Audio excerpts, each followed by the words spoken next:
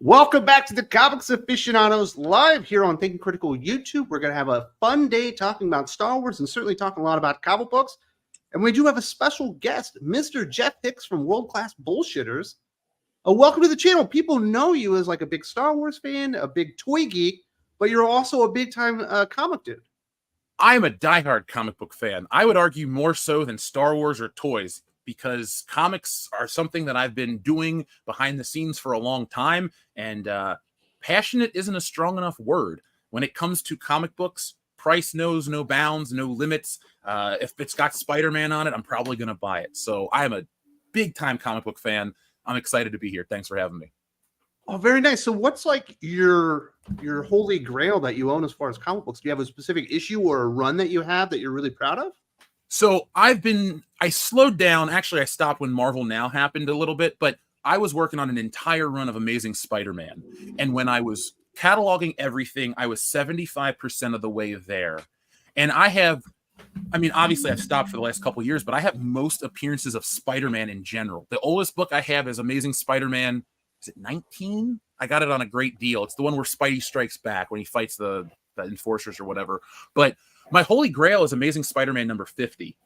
John Romita is my favorite artist by a wide margin. Nobody tops or matches him. So that is what I'm going for right now the most. Very nice.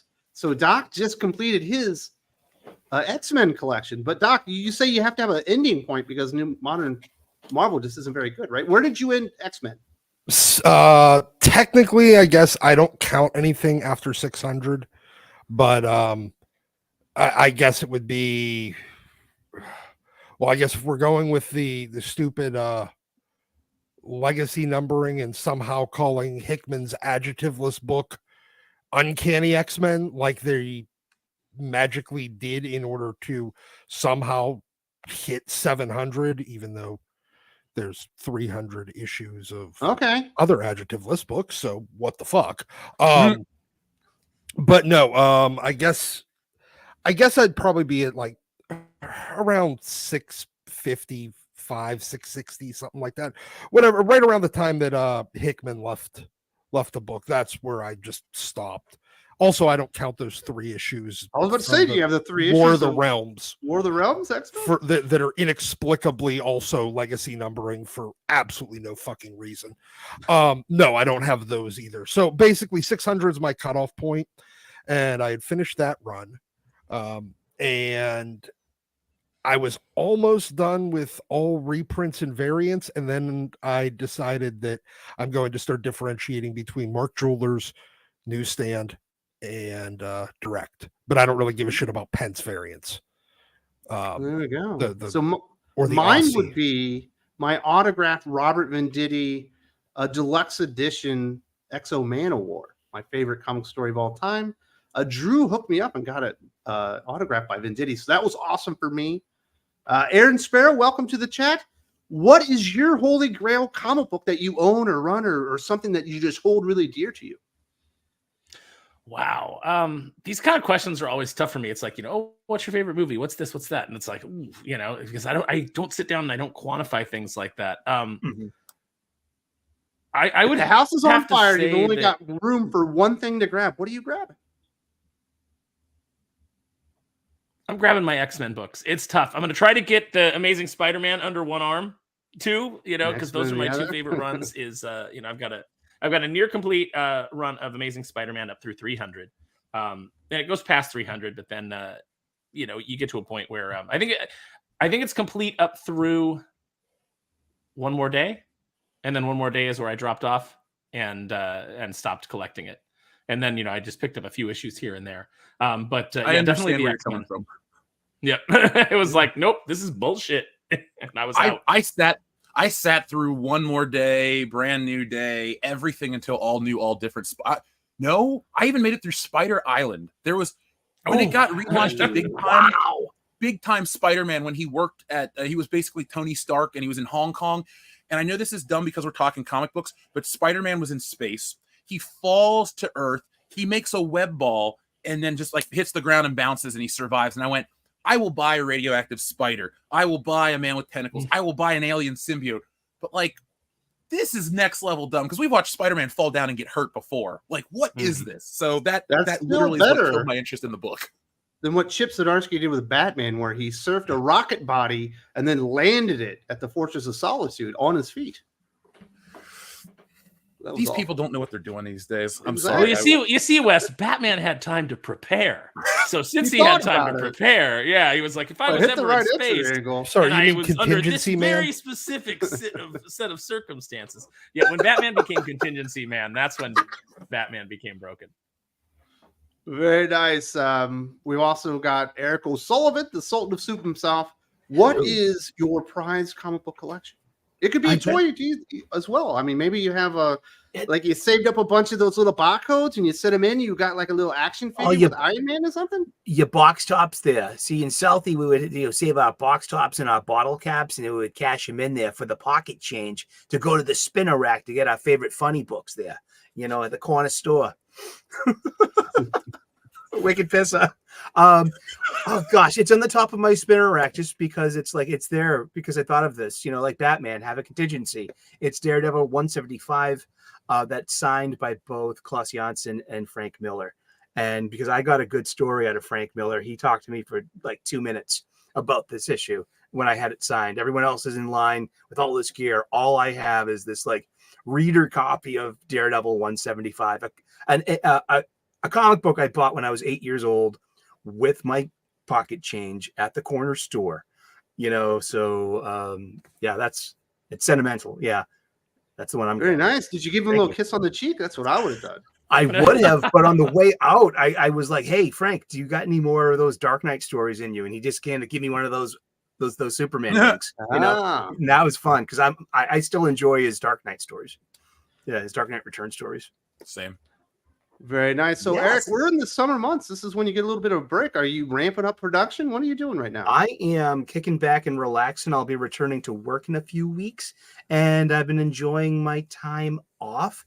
I got a GoPro kit, and it's really fun. It was really reasonable too, about $350 on Amazon. It's got a nice case. Its selfie stick has a tripod base to it. It's really really cool. So I shot some content at the park, at the Boston Common Park, with the memes of destruction and the Gilkinator. It was the YouTube content creators talking about like all the Star Wars stuff, and it was great, hour-long stuff, new format. And it was like, that's the stuff I want to like stretch out just a little bit in my vacation as a YouTube creator. That's nice. Is the Gilkinator formerly the Gilk Man? Is that the same guy? Yes, I know that guy. He's cool. Yeah, he's a real life friend of mine. I met him through the circles of ours, this thing of us, So we do mini meetups here in Boston all the time. Tell him I said hi. I will, man. I will. He'll be happy to hear that. So, Eric, are we going to get like a point of view making a sandwich video or something? That's what I've been doing. I'd be making some gyros, some grinders. This is between us girls, Wes. Okay, this is the noggin strap. Very nice for your GoPro. You attach your GoPro here with a screw, and you strap this on your noggin like so, and then but I waddle when I walk, so it's gonna be like all back and forth, up and down. I need a steady cam. No, the dude that did Bourne, he was all about the shaky cam. That's great. Dude, John McTiernan, Die Hard 3. It's like very nice. Returning to the channel, we do have Josh from Popeye Culture. How you been, Josh? I'm doing well, man. Been super freaking busy, but I'm good. How are you? You just got back from Dallas Fan Expo. You had a couple of weekends to work. How was the Fan Expo? Did you get felt up by Drew? Yeah. Well, Drew is handsy. Like he likes to hug, and he's a little handsy when he hugs. So there's a little feeling, a little like feeling up. A hand goes in your back pocket. Yeah, a little gropage action. Are those boobs or moobs? So they're moobs. All right, we'll move on. Yeah, but no, it's a good time. Got a lot of nice conversations with different creators. Spent more money than I should have. So yeah, we've all been there. Nobody took a swing at you, Josh. Like, hey, you're the guy from Batman News. No. That happened. No swinging, but there was plenty of. You're that guy from Batman News. Back when I used to go to SDCC. So, none in Dallas. You were the honest guy at Batman News. Not that Batman News is dishonest. Actually, they're pretty fair. He's the Jim Yeah, you Gordon. know, I would say when I was there, especially when we first launched, we had a lot of really good people on the team that really gave honest opinions, good reviews, really knew their Batman lore and history. So it was a good team when we first launched. But you did review some of those Scott Snyder Batman books kind of low. Did you get like what was it, the other guys when he shot Derek Jeter? Derek Jeter's a bisexual. Or bisexual. Bisexual angel? Biracial angel? Biracial angel. You heard it here first, folks. This is my Breaking bad. news. Yeah, look, Scott Snyder and I might have a little beef, so I'll just leave it at that. Very nice. I mean, your opinion Just a little bit. is borne out over time. I think more people have come around to your opinion of. And we might get into some of that later. It'll be interesting. I might have to do a Scott Snyder review when this new DC event launches and see what happens. But. So is Court of Owls your crown jewel of your comic book collection? What is it? I mean, I do like Court of Owls. If there's a Scott Snyder crown jewel, it's Black Mirror. But no, I think if I were to get anything from my collection, So I have a it's a really just shitty, beat up, crappy copy of Batman. Yeah, of Batman number 12. So that's the one with Batman and Robin in the like Humvee, and they've got the war bonds. But my LCS owner gifted that to me. I'd probably grab that. I'd probably try to grab my Huntress long box that has all my Helena Bertinelli stuff because I'm weird and like her. And then I'd probably try to get my original art that I have because I've got some. I might get the original art first, the Batman 12 and the original art, and I'll run out with it. Isn't Helena Wayne really the real Huntress now, though? Now, fuck, I don't know. I haven't been keeping up with. I couldn't. Once we hit the whole, what is it? What was the Batman art that they just did? Well, no, the Dark war. Crisis. No, it was the Gotham War. Gotham War. Once we hit that, I noped out so hard. I was done. I think she was Huntress in that JLA stuff, right? And the JSA stuff, the new Gun stuff that's like still Helena Wayne late. is And she's from the future though. She is legitimately Selena Kyle and Bruce Wayne's daughter. So that one. But she says in story that she based her identity off a heroine named Huntress. So she's not the original Huntress though. So where is the Huntress? Where's Waldo? There you go. JK backs up. He says Helena is the Huntress right now, but he likes Bertinelli better. Agreed. How do you feel about that, Josh? Does that make you want to read DC Comics more when they replace your favorite character with a new better character? I mean, they weren't doing much with Bertinelli anyways, but I mean, they just need to. They need to get their shit together. We'll just put it. The entire Batman family is so enormous. There's nothing you can do with any of the characters. Ginormous. Well, and it worked when you had everyone kind of owning their own identity and separate roles. But now that they're all kind of like a washed out version of one another, it's insufferable. Man, you've been reading Detective? No. Really? Oh, you're so lucky. Oh, yeah, no, I know. I love it. I think this is the first time I've actually stopped reading Batman. So. Is that in your entire life, or what's the time frame here? Pretty much my entire. I've read pretty much like 5 until 35 or something. So I read comics. I started reading comics at an early age. I stopped around high school and then picked it back up probably in my mid-20s and then caught up on everything that I'd missed. But I've read every issue of Batman or Detective. Wow. Yeah. Very nice. And Jeff, you're more of a Marvel guy. Yeah, so let me put it like this. Spider-Man is my absolute favorite. I put Batman as my second favorite comic book character, and then it's mostly the rest of Marvel. I don't dislike DC.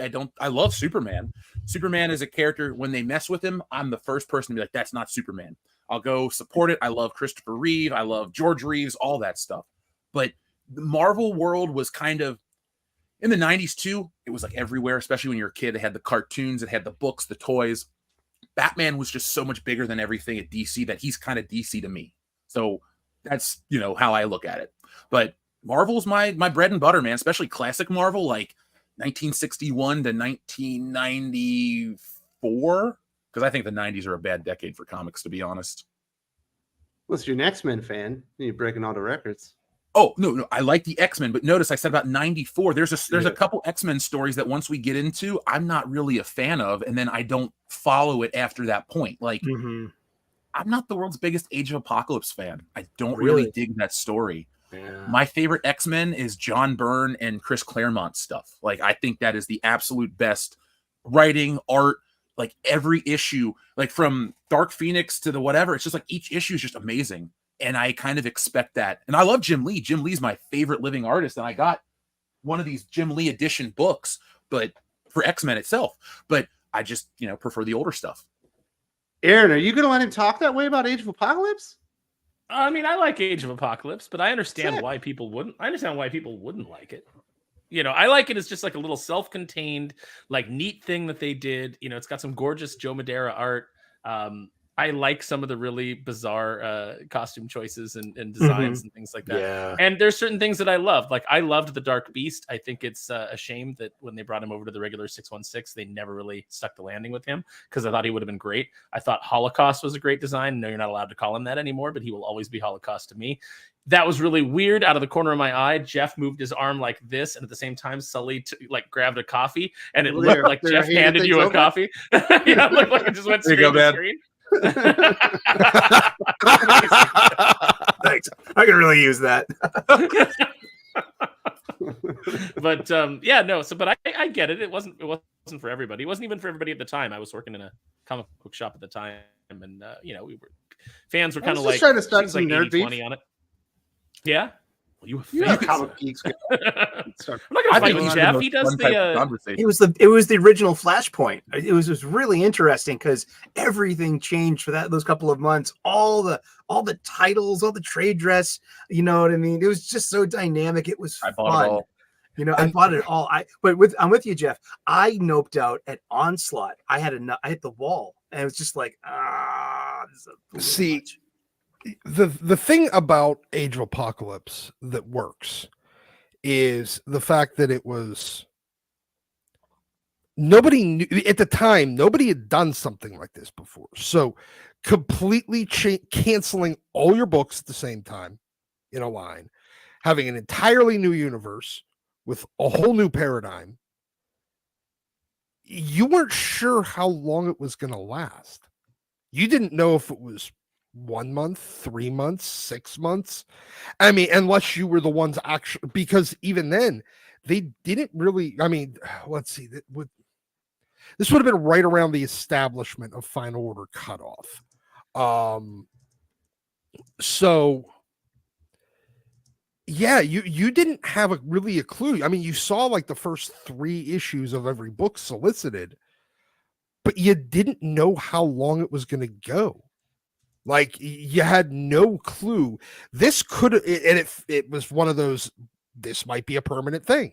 I mean, I think realistically we knew it wasn't, but at the same time, it was so different, so weird. And there was an appeal to it in that you didn't know what was going to happen next. Or if they did come back to the normal 616 universe, how it was going to work. And I mean, they did do a couple of cool things with bringing some of the villains and the characters over. You brought over, granted, they just brought over X-Man, who I guess they claimed was the breakout star of the series, but could have been his regular series was good for a while. Could have been good. Yeah, I mean, it could have been good, but they just kind of really, really dropped the ball on it. I felt like bringing Sugar Man over was a terrible call. Like that was one of the least interesting at the beginning. Yeah, like one of the least interesting designs. So yeah, I mean, it was something new. I think I noped out, not completely, but to the point where I stopped giving a shit at AVX. Do it. I did buy that book. I bought every one of those books. Yeah, AVX it was bad. AVX just because literally from the premise was awful. It never made any sense. Stop letting people not named Chris Claremont work with the Phoenix at all. Agreed. Ever. Yeah. For any reason. Ever. Alan Davis. gets a pass as long as he's only doing it in Excalibur. And and it's Rachel. Rachel's different Phoenix. Yes, Rachel's awesome. Very nice. Or was. Callum says, I hope that Falcon actor quits because the worthless movie has gone through so many reshoots now. It's getting close to nearly $400 million. Yep. Oh, I I guarantee. really like it's over Anthony 400 Mackie million. as Falcon, but Same. he was awful as Falcon Cap. I think the Do problem- better, Senator. that line made me so angry, dude. You Yes. basically had a show where the bad guys get a pass because whatever. Come on now. What about all the people that got snapped away that came home and went, what about my stuff? Like some maniacal Like my alien house took back. you away. You're there. The morality of that show was so frustrating that I'm gonna watch this movie for the show, but I'm angry at that. Like, how can you put that in something and think people are just gonna go like, oh, okay, that's how it should be? We gotta stop calling him terrorists, and he's got like a little tear in his eye as they're blowing like helpless people up. Sharon Carter, who is supposedly his friend, has just been shot, and he chooses to come down like Superman holding Supergirl on the cover of Crisis on Infinite Earths with the terrorist girl, who has a line in there after she's blown up a building of innocent people to make her point, which is terror, making her a terrorist. She says to John Walker, I didn't mean to kill your friend. It's not my intention to kill anybody who doesn't matter. And at that point, I was like, cut her head off with your makeshift shield, John Walker. Faster, kill. tear through every one of these terrorists. Like John Walker was the hero in that moment. They didn't stick the landing with John Walker either, and they really could have.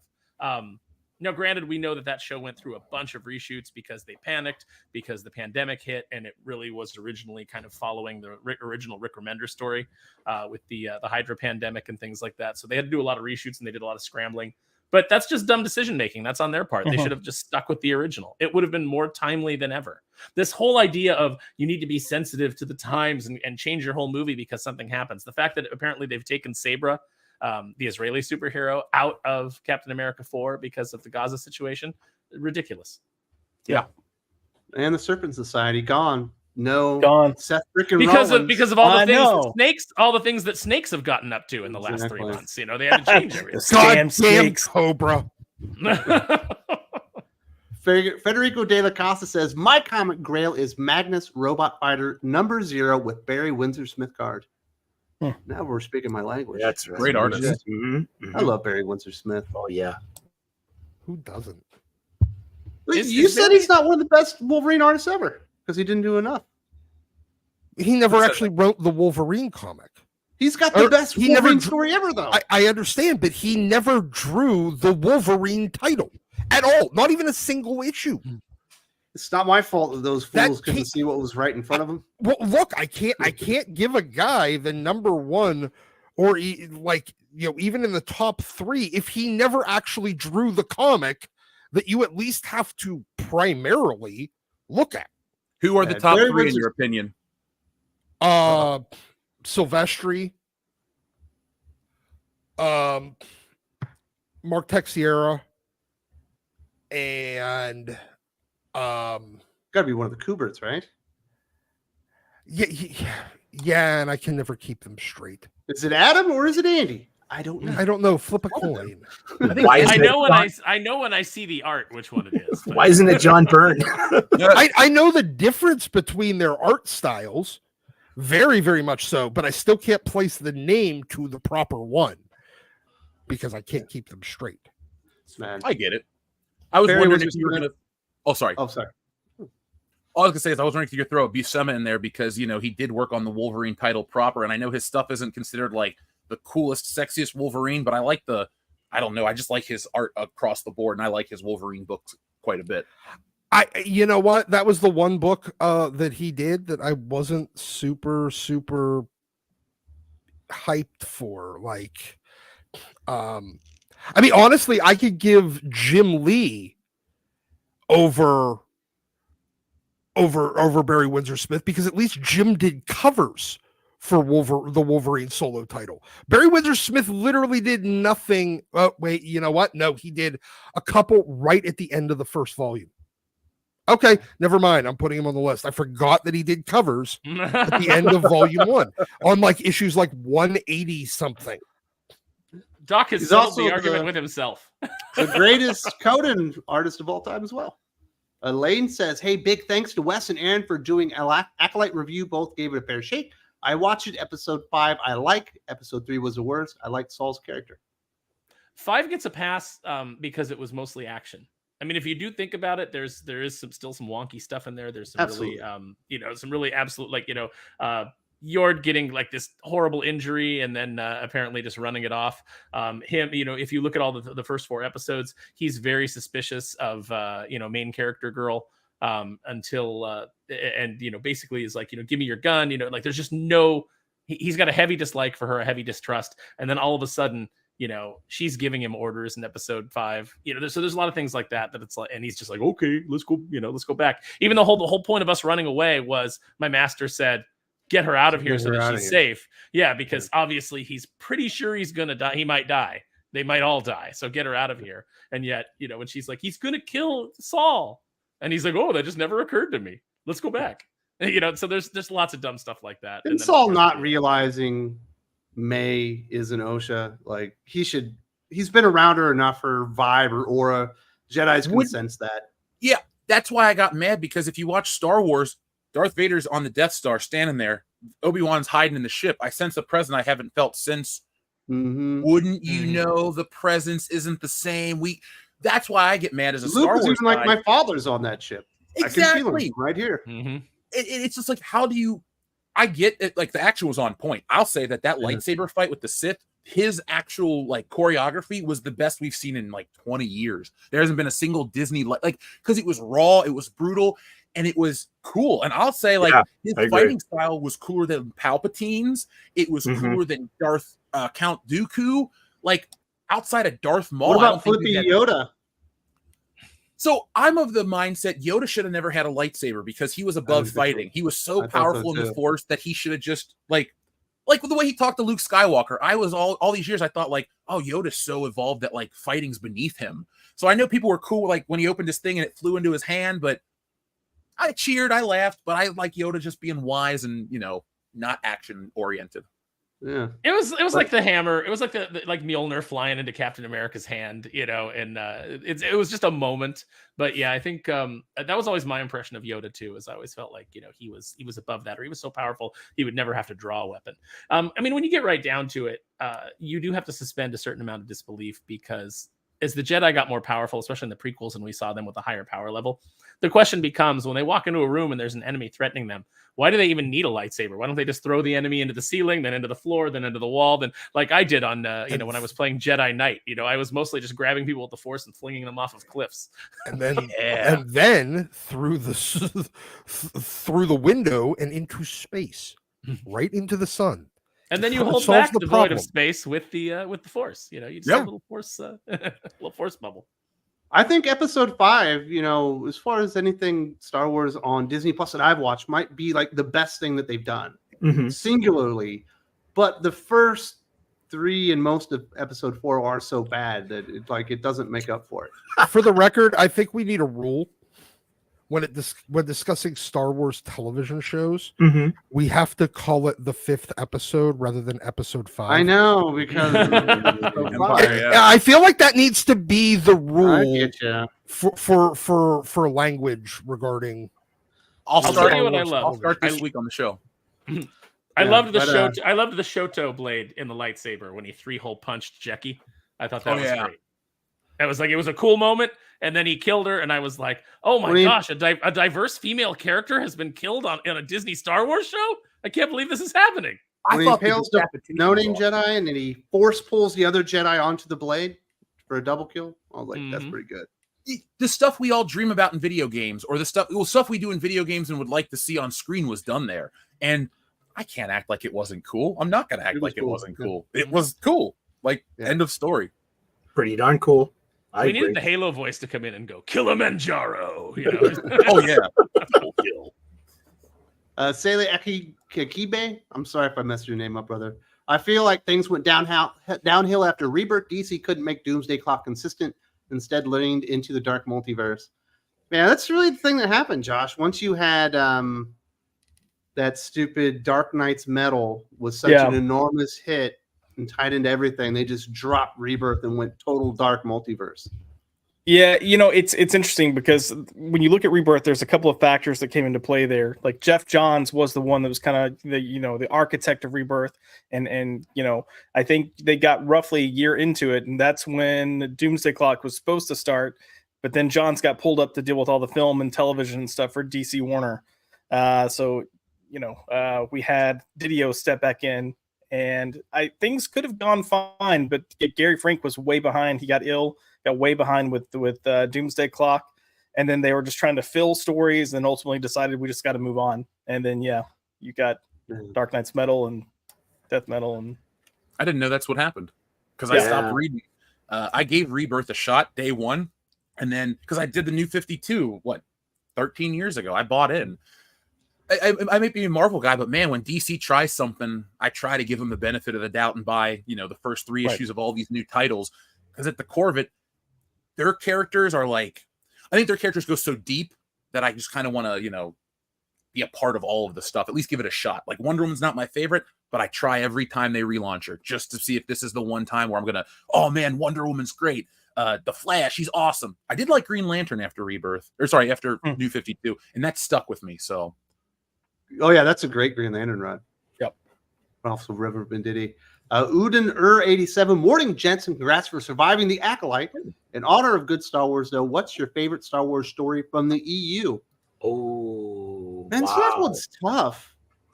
The obvious one, I think, is probably the Bane trilogy, which I think is great. But there's also an awesome collection of Boba Fett. We got there right there.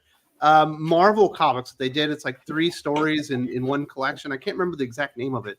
That stuff's awesome. The Mandalorian stuff with Boba Fett is always good. What do you think, Jeff?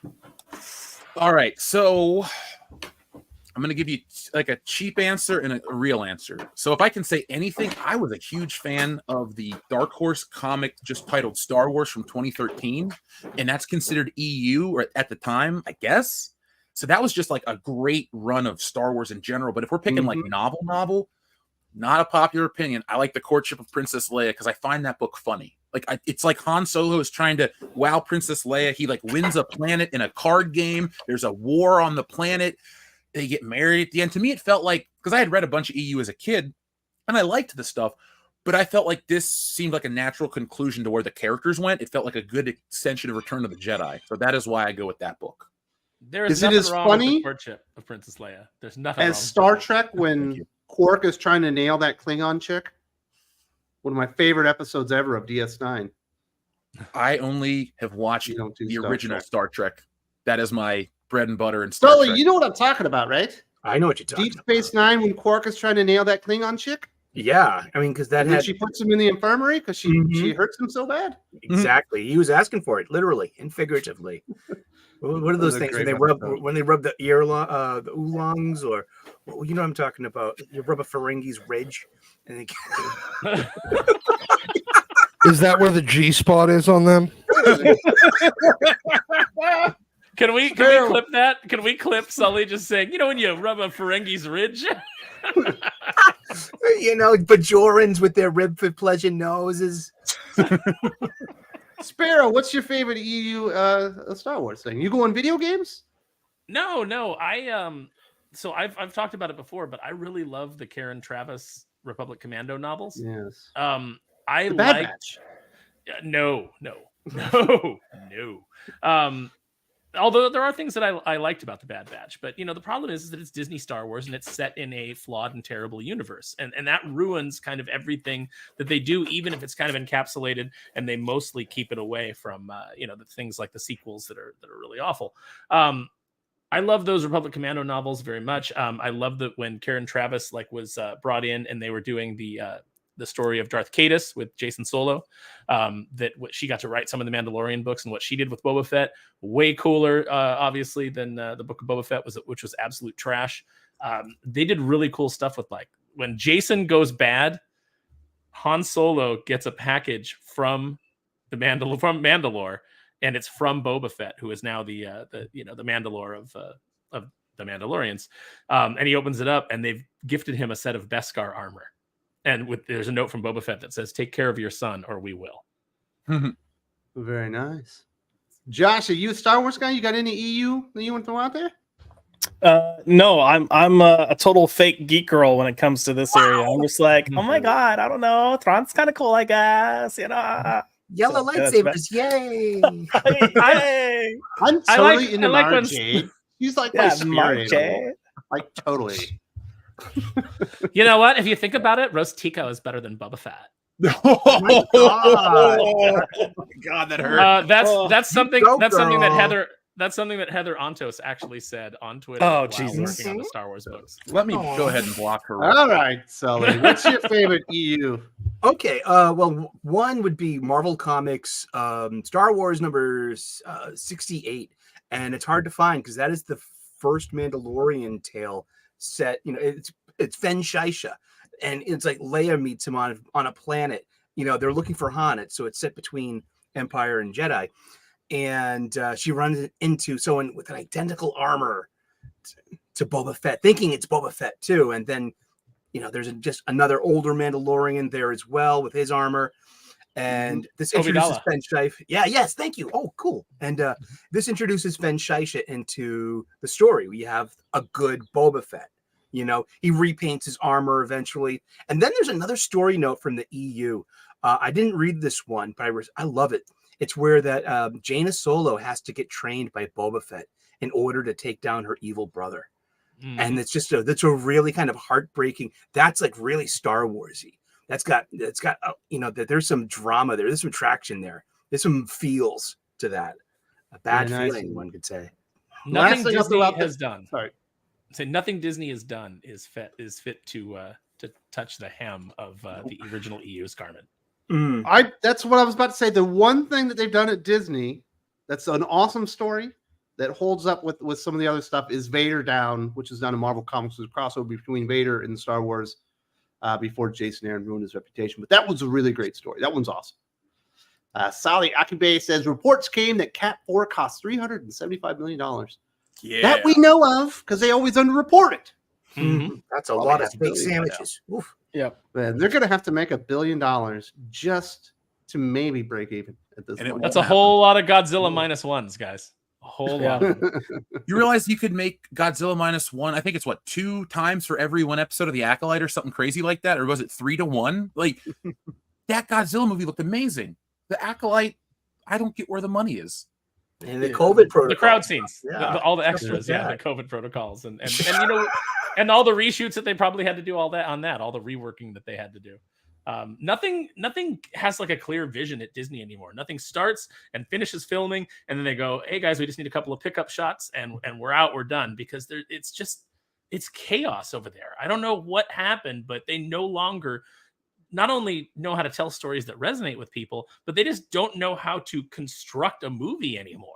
Well, there's no singular vision. Good or bad, your opinion on George Lucas, at least he knew, like, when he started the sequel or the prequels in the 90s, like, hey, we're going to be going to the turn of Darth Vader. Even as a fan, you knew what that whole trilogy was about. This J.J. Abrams mystery box trying to, like, work, using wrestling phrases, trying to work the audience and work the industry at the same time isn't working. I mean, we've had people that have worked at Lucasfilm on the channel before talking about how it's different when Disney took over versus how George Lucas did it. And, J.W. Rinsler, I think one of his last living interviews was on our channel, and he talked about how it was such an open environment and there was a plan and everybody was on board. They knew what they were doing.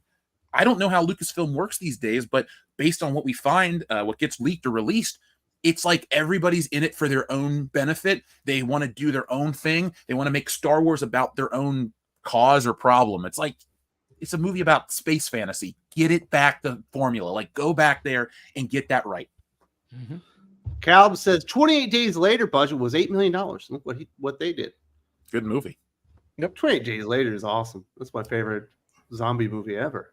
Was it Clerks was made for what, $6,000, and it's Desperado. And it fucking shows. Terribly acted and terribly shot. They had no budget. They were just in a convenience store.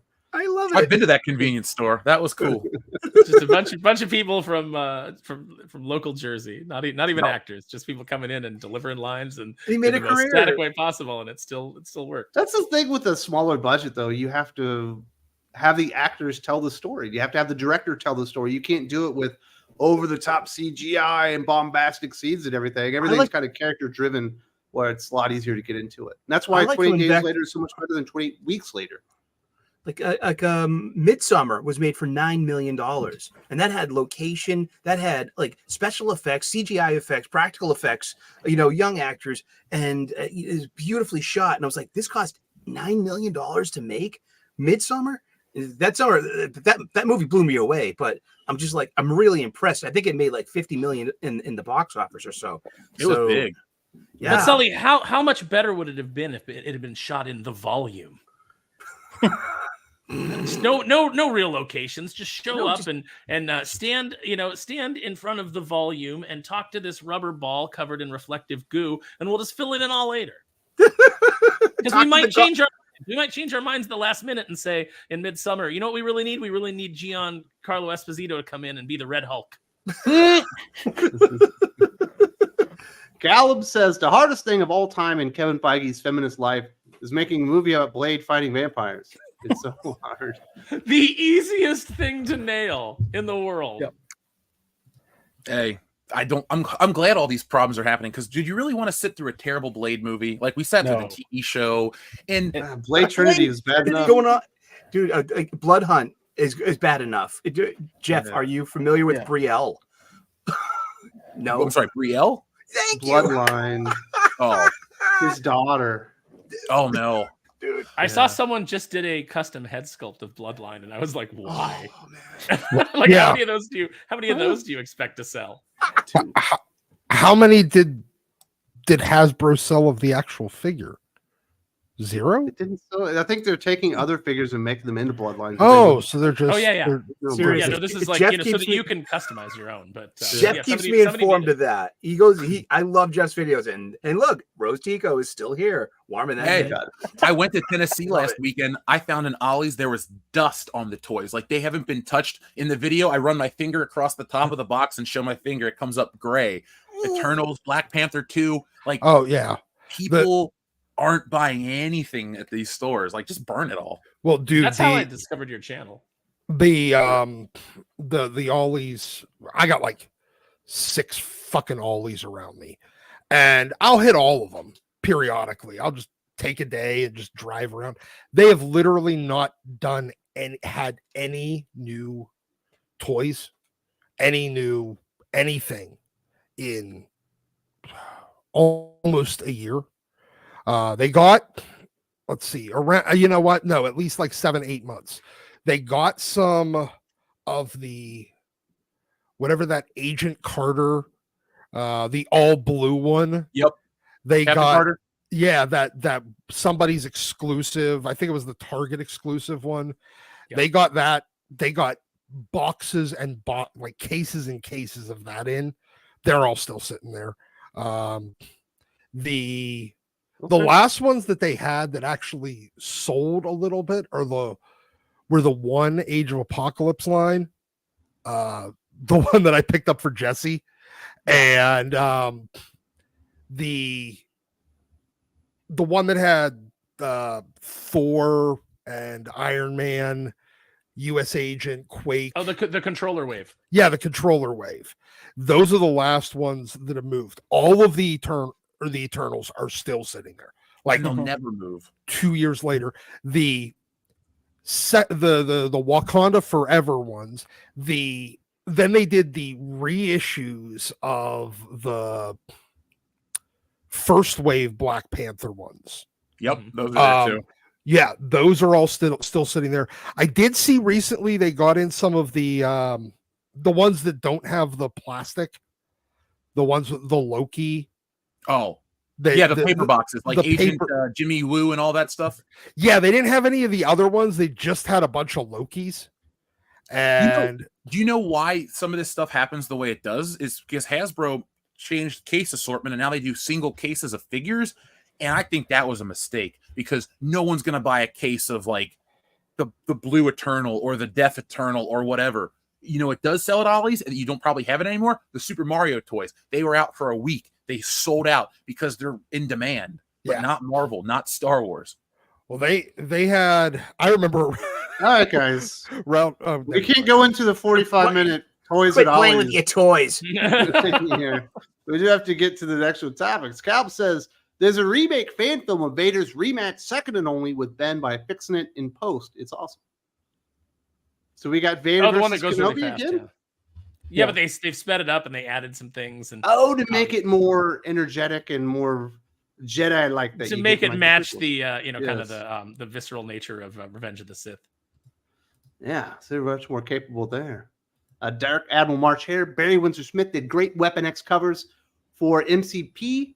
To share is a favorite of mine, especially on Ghost Rider. So MCP or Toy Stock? Marvel Comics presents. Marvel Comics presents. Okay. Yeah, Well, I very don't. nice. Yeah, Barry Windsor Smith did that. The whole interiors on the Weapon X for Marvel Comics presents too, but that was again not in the Wolverine title. It was in Marvel. But you've Comics already changed Presents. your mind. You said he's Yes, great he Wolverine. did. He issue 167 of the Wolverine solo title, so now I can put him officially on the list. I forgot that he did that issue. And he inked it and he colored it too. That takes time, so it's quality over quantity. Got some treasure. Sully Akibe, it's been a while, guys. Hope you all are doing well. I'm doing fantastic. Are you doing well, Doc? I am spectacular. Josh, doing well? Yeah, or no? Doing well. Yeah, Very no, I'm nice. great, man. Sully, doing well? I am wicked pissa and getting better by the minute. Sparrow, not doing well. I thought I was doing well, but now you guys are all doing so well that I think that on the curve I might not be doing as well. Damn it. Hicks, are you doing all right? I'm okay. All right, there we go. We're all doing well. Thank you very much for supporting the channel. Callum, my alt ending, Rey hands over the lightsaber to Luke, but then on a hill you see a red-haired woman with 3 kids. The eldest son says, "Father, who is that?" Wearing Padme's pendant, and then the credits. That's great. I like that. My alt ending is Luke wakes up and it was all a force vision of what could happen, and then he goes and then he walks out and he doesn't try to strike down. You don't want to see his pupils get really big, and he says, "You're a witch," and then just cut her head off right there. Actually, I don't want anything. My alt ending is that we just go back and we rewatch Return of the Jedi, and we're all happy. There are so many modern media and properties that could all use a Bobby Ewing moment. Yes. I mean, like all of us would be like, yeah, I'm good with it. Like I mean, because they fucked it up so far beyond recognition and undermined, like, foundationally, like basically anything Jason Aaron has ever touched. And then a lot of things, everything basically post AVX, all of those things could get Bobby Ewing'd away tomorrow, and every comic fan would be like, yeah, I'm all right with this. It's lazy, but I don't really give a fuck, because there's no way out. Look, I'm a very creative person. I can't figure out a way out of this. To unfuck it, there's no way to unfuck what's already been fucked unless you just straight up didn't happen. That's the only way out. No, there isn't. But You can yeah, find- if you find out it's Mara Jade and Luke has been living on the island, it's probably a better ending.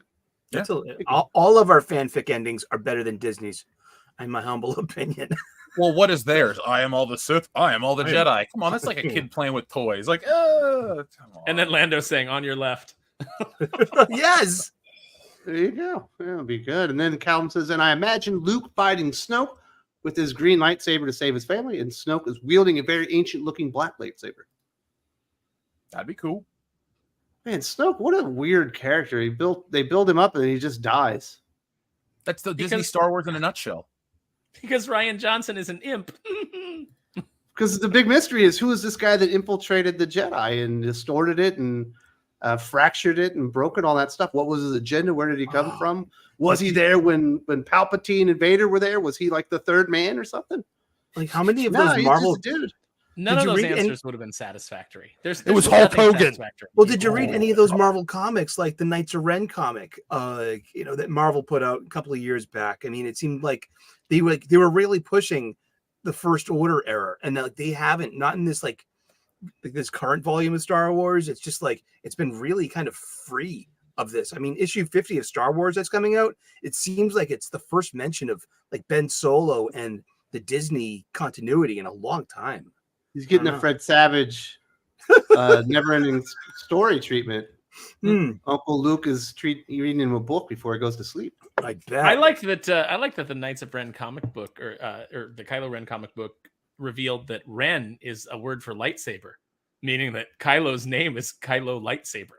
It's a good name. And then none of the Knights of Ren and Rise of Skywalker use lightsabers. What would Sabine Wren think? Disney continuity. Well, that's a different spelling, so it's not. You know what she would think? She would think lightsabers aren't a big deal. Put another one through my chest. No problem. I'll walk it off. Lade says Doomface will need to meet the specialist Docinator. Yes, I'm going to be his insensitivity reader. Mm-hmm. Doc, is this offensive enough? No. No. Pump it up. No, it's not offensive enough. Have we Will this pissed get off banned from libraries? Yes. Yeah. Do we want? Can I anger every librarian on the planet simultaneously? Race X7. Oh, sorry. I was going to say, listen, Doomface is so anti-woke as a comic book that I said it could exist in the same universe as Jeff's Wokebusters. Maybe it does. Very nice. Wraith X7. Rumor has it Wesley Snipes' version of Blade will appear in Deadpool and Wolverine in a significant role. That would be smart. There's going to be lots of cameos and lots of nostalgia bait. It'll be tax jokes the whole time. It will. Yeah. Wesley Snipes looks like he still played Blade. Why don't they just do Old Man Blade? Doesn't even have to be that old, dude. Like, just set it in today's world. You know, he's aged whatever, how many years. I'd buy it in a heartbeat. Like, listen, you put sunglasses on Wesley Snipes, and he doesn't look that much older. He'd have to time travel from the far future because, like, he's Blade. I mean, he doesn't age, right? Because he's like, What would you rather have? Would you rather have this current train wreck that they're working on that they can't get right, or would you rather have somebody do an Old Man Blade movie with Wesley Snipes? The train wreck. My channel needs clicks. In fairness, I want to see how close this gets to New Mutants level. Like, where it just sat for fucking almost a decade. Someone says, didn't Ryan Reynolds have a problem with Wesley Snipes when they did Trinity? No, you got that backwards. Wesley Snipes had a problem with everybody and just went and blazed his mind out in the trailer, I think, right? Isn't that the rumor? Yep. Yeah. No, he's probably good. Callum, finally, on Aaron's ending, it was a vision by the Mother, the fourth hidden Mortis god from the EU, who's the embodiment of chaos. I'll take it. As long as it undoes the sequel trilogy, I'll take any ending that you guys have. Anything that's Bobby Ewing in the shower, and I know that is an old reference, and a lot of people in the chat are like, "What? Who's Bobby Ewing?" But I know there's some people that, even though they've never seen an episode of Dallas, don't know what it is. They know that reference. Yep. I wasn't even alive when that was on, so. But you get the Bobby Ewing reference, right? Of course. I came to clip 2. Family Guy parodied it like in the 90s. How does anybody not know it at this point? Kids. Calvin says, I wonder if there's a feminist cult of Kathleen Kennedy at Lucasfilm. Like, did you see that? There are more of us. Video done by the people who went after the Star Wars theory for wrong think.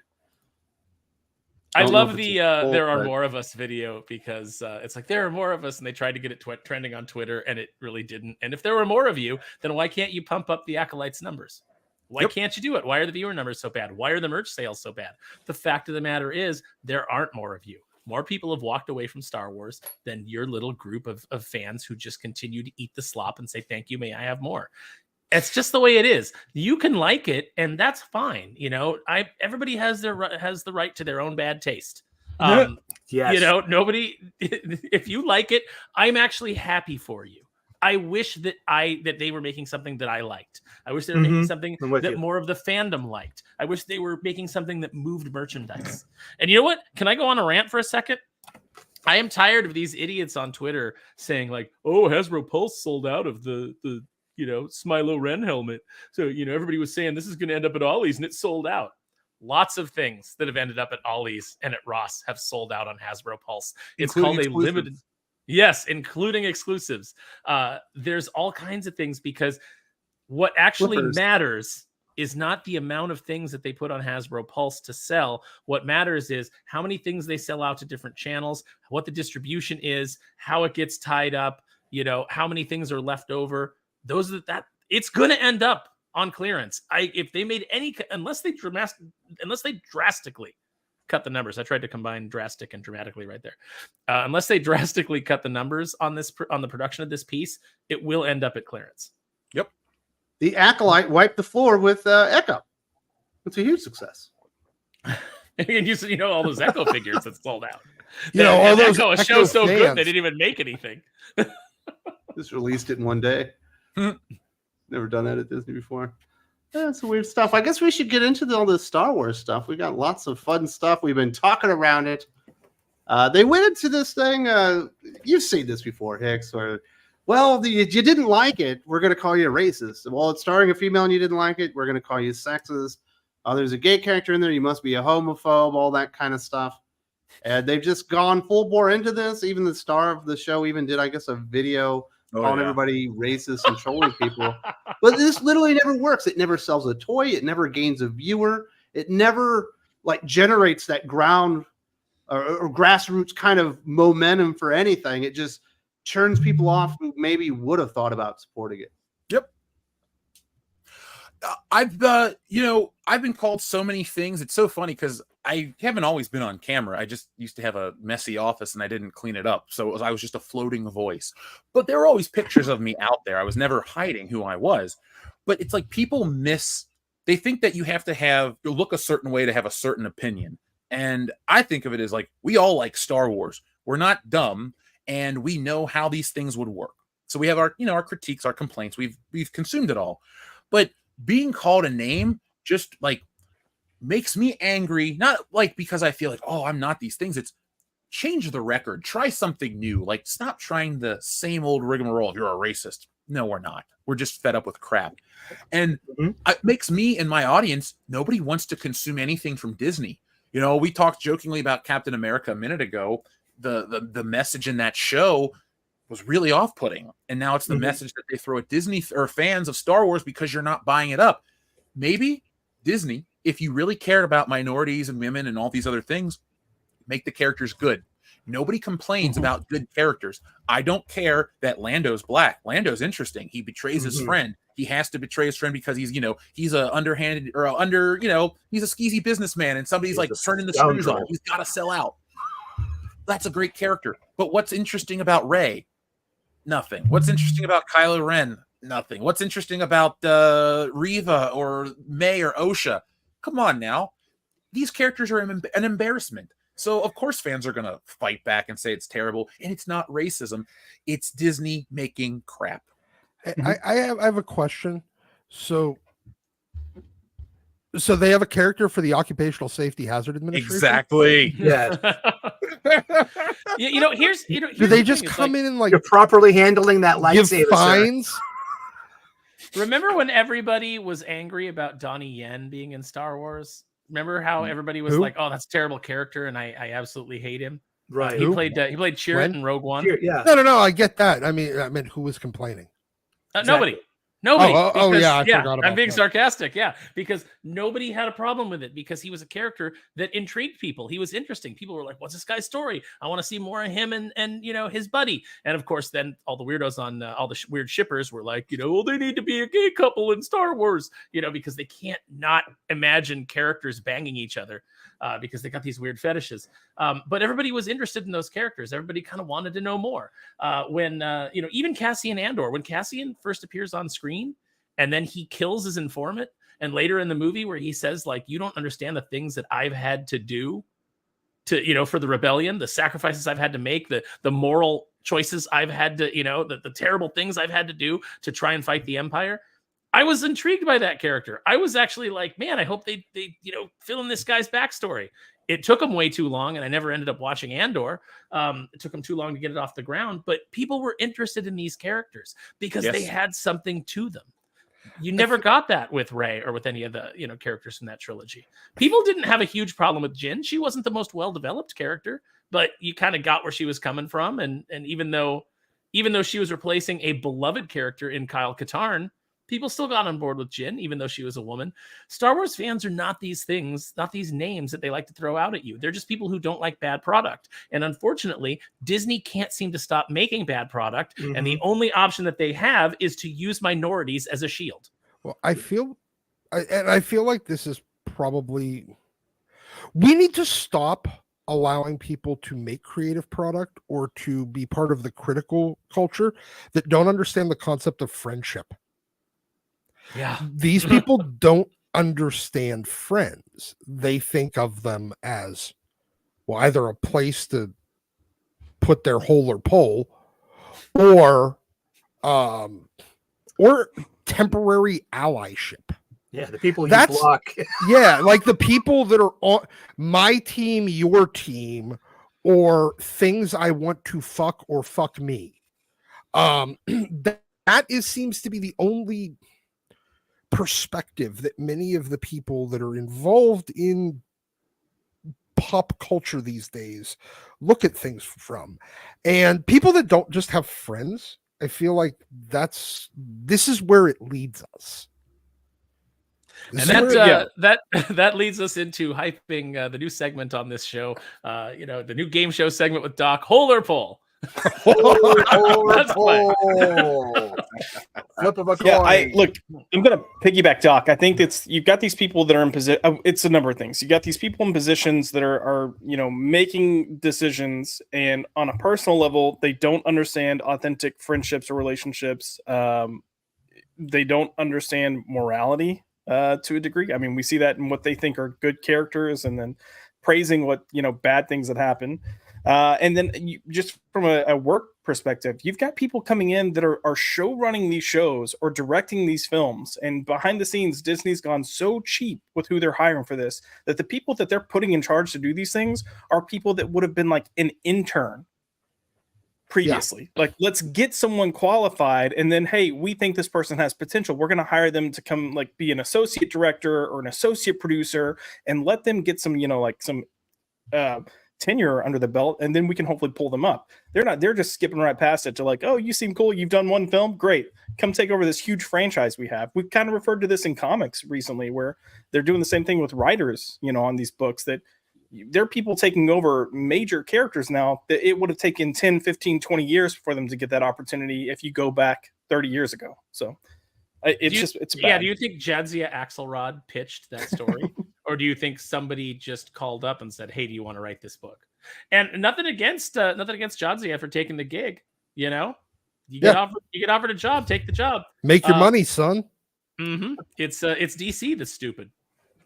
I think it's just to be honest, I think we don't have to agree to this. Just be like, oh, you're calling me a racist. Well, at first, I disagree with you. Secondly, it's just a dirty trick in arguing, because it takes the emphasis off of the merits of your claim that you're making and puts it as an ad hominem, and it puts it on you, the arguer. So therefore, you are coming at this with your bias, therefore your opinion is bunk. You are a phobe, a bigot. Yes. And it's but it's there to destabilize you. It's like that Bruce Lee kick to the shin, and then he's gonna sucker punch you. You know what I mean? You gotta be. It's a sucker punch. That's all it is, and don't fall for it. And they've overplayed their hand so much now. It doesn't even matter. There's gotta be legit stuff of nobody listens to it anymore. It's like somebody calls you a racist and everybody just rolls their eyes. Well, I know. I mean, it's the internet. It's forget about it, Jake. It's Chinatown. This is the internet. I mean, there are trolls out there. You're gonna get unreasonable hate from anonymous people. That's a fact of life out here. If you're a hothouse flower, then don't leave the greenhouse. I mean, seriously. But the aggressive labeling, that's dirty tricks. That's dirty fighting. I personally love when people call me a homophobe. So Yes! I got t-shirts. The front says I'm a homophobe, and on the back it says I kiss boys. So It is the weirdest thing. I've had people call me xenophobic. Yeah, it's I was thinking that. Yeah, I don't live in America. I don't even live in Europe. I live in Asia. I'm I'm an extreme minority here. It's just kind of where I'm at. My wife is Asian. My kids are half Asian. Not really like that. And what's the one thing people talk about they like? in The Acolyte, the dude that plays Saul. That's not a white Really? dude. I think the guy that plays Smilo Ren is fascinating. That's Manny Jacinto, and he played the goofy kid on The Good Place. Jason Mendoza, Dude, this is like yeah. I mean, that was a great like Gilligan's Island. He plays the dopey noodle guy, and then there's like a couple of parts in the show where he straightens up and plays a different kind of aspect of it. But this kid's got chops. This kid's got. I like him. I mean, he's got some physicality too, and some menace. I mean, you guys are right. This episode, I've only seen clips and read the capsules and stuff, but everything I've seen from episode 5, I love a good lightsaber fight, and that looked kind of impressive. Man. It's like 4 good lightsaber fights. It's pretty good. That's cool. Be prepared for a lot of cutaways. Like, oh man, this is about to get good and dissolve to another fight. Which I get it. You can't just have a nonstop fight, but you should check it out for sure. I think you'll. I mean, they should try just once. Just once, try it. Just do a nonstop fight. Death of Superman says you can have a nonstop fight. It can be pretty exciting. From one page to the last. So I don't know. It's just the weirdest thing that you can't critique anything without getting called something nowadays. And I think even that's part of the diversity push is that you get that built-in shield. You can't criticize this because these are minorities. And it's like, no, I can still criticize the merits of the project and the quality of their acting. And if we're truly being equal, if equality is truly what we're interested in, and these people are not, they're interested in special treatment. But if we're really striving towards equality, then everybody gets judged on the content of their character and the quality of their work. Sorry, but that's just the way it is. And that's what we do. I don't, like we said, everybody's praising Saul. The guy learned English to play this role. He's given it his best. He is given 110% to this project that probably doesn't deserve it.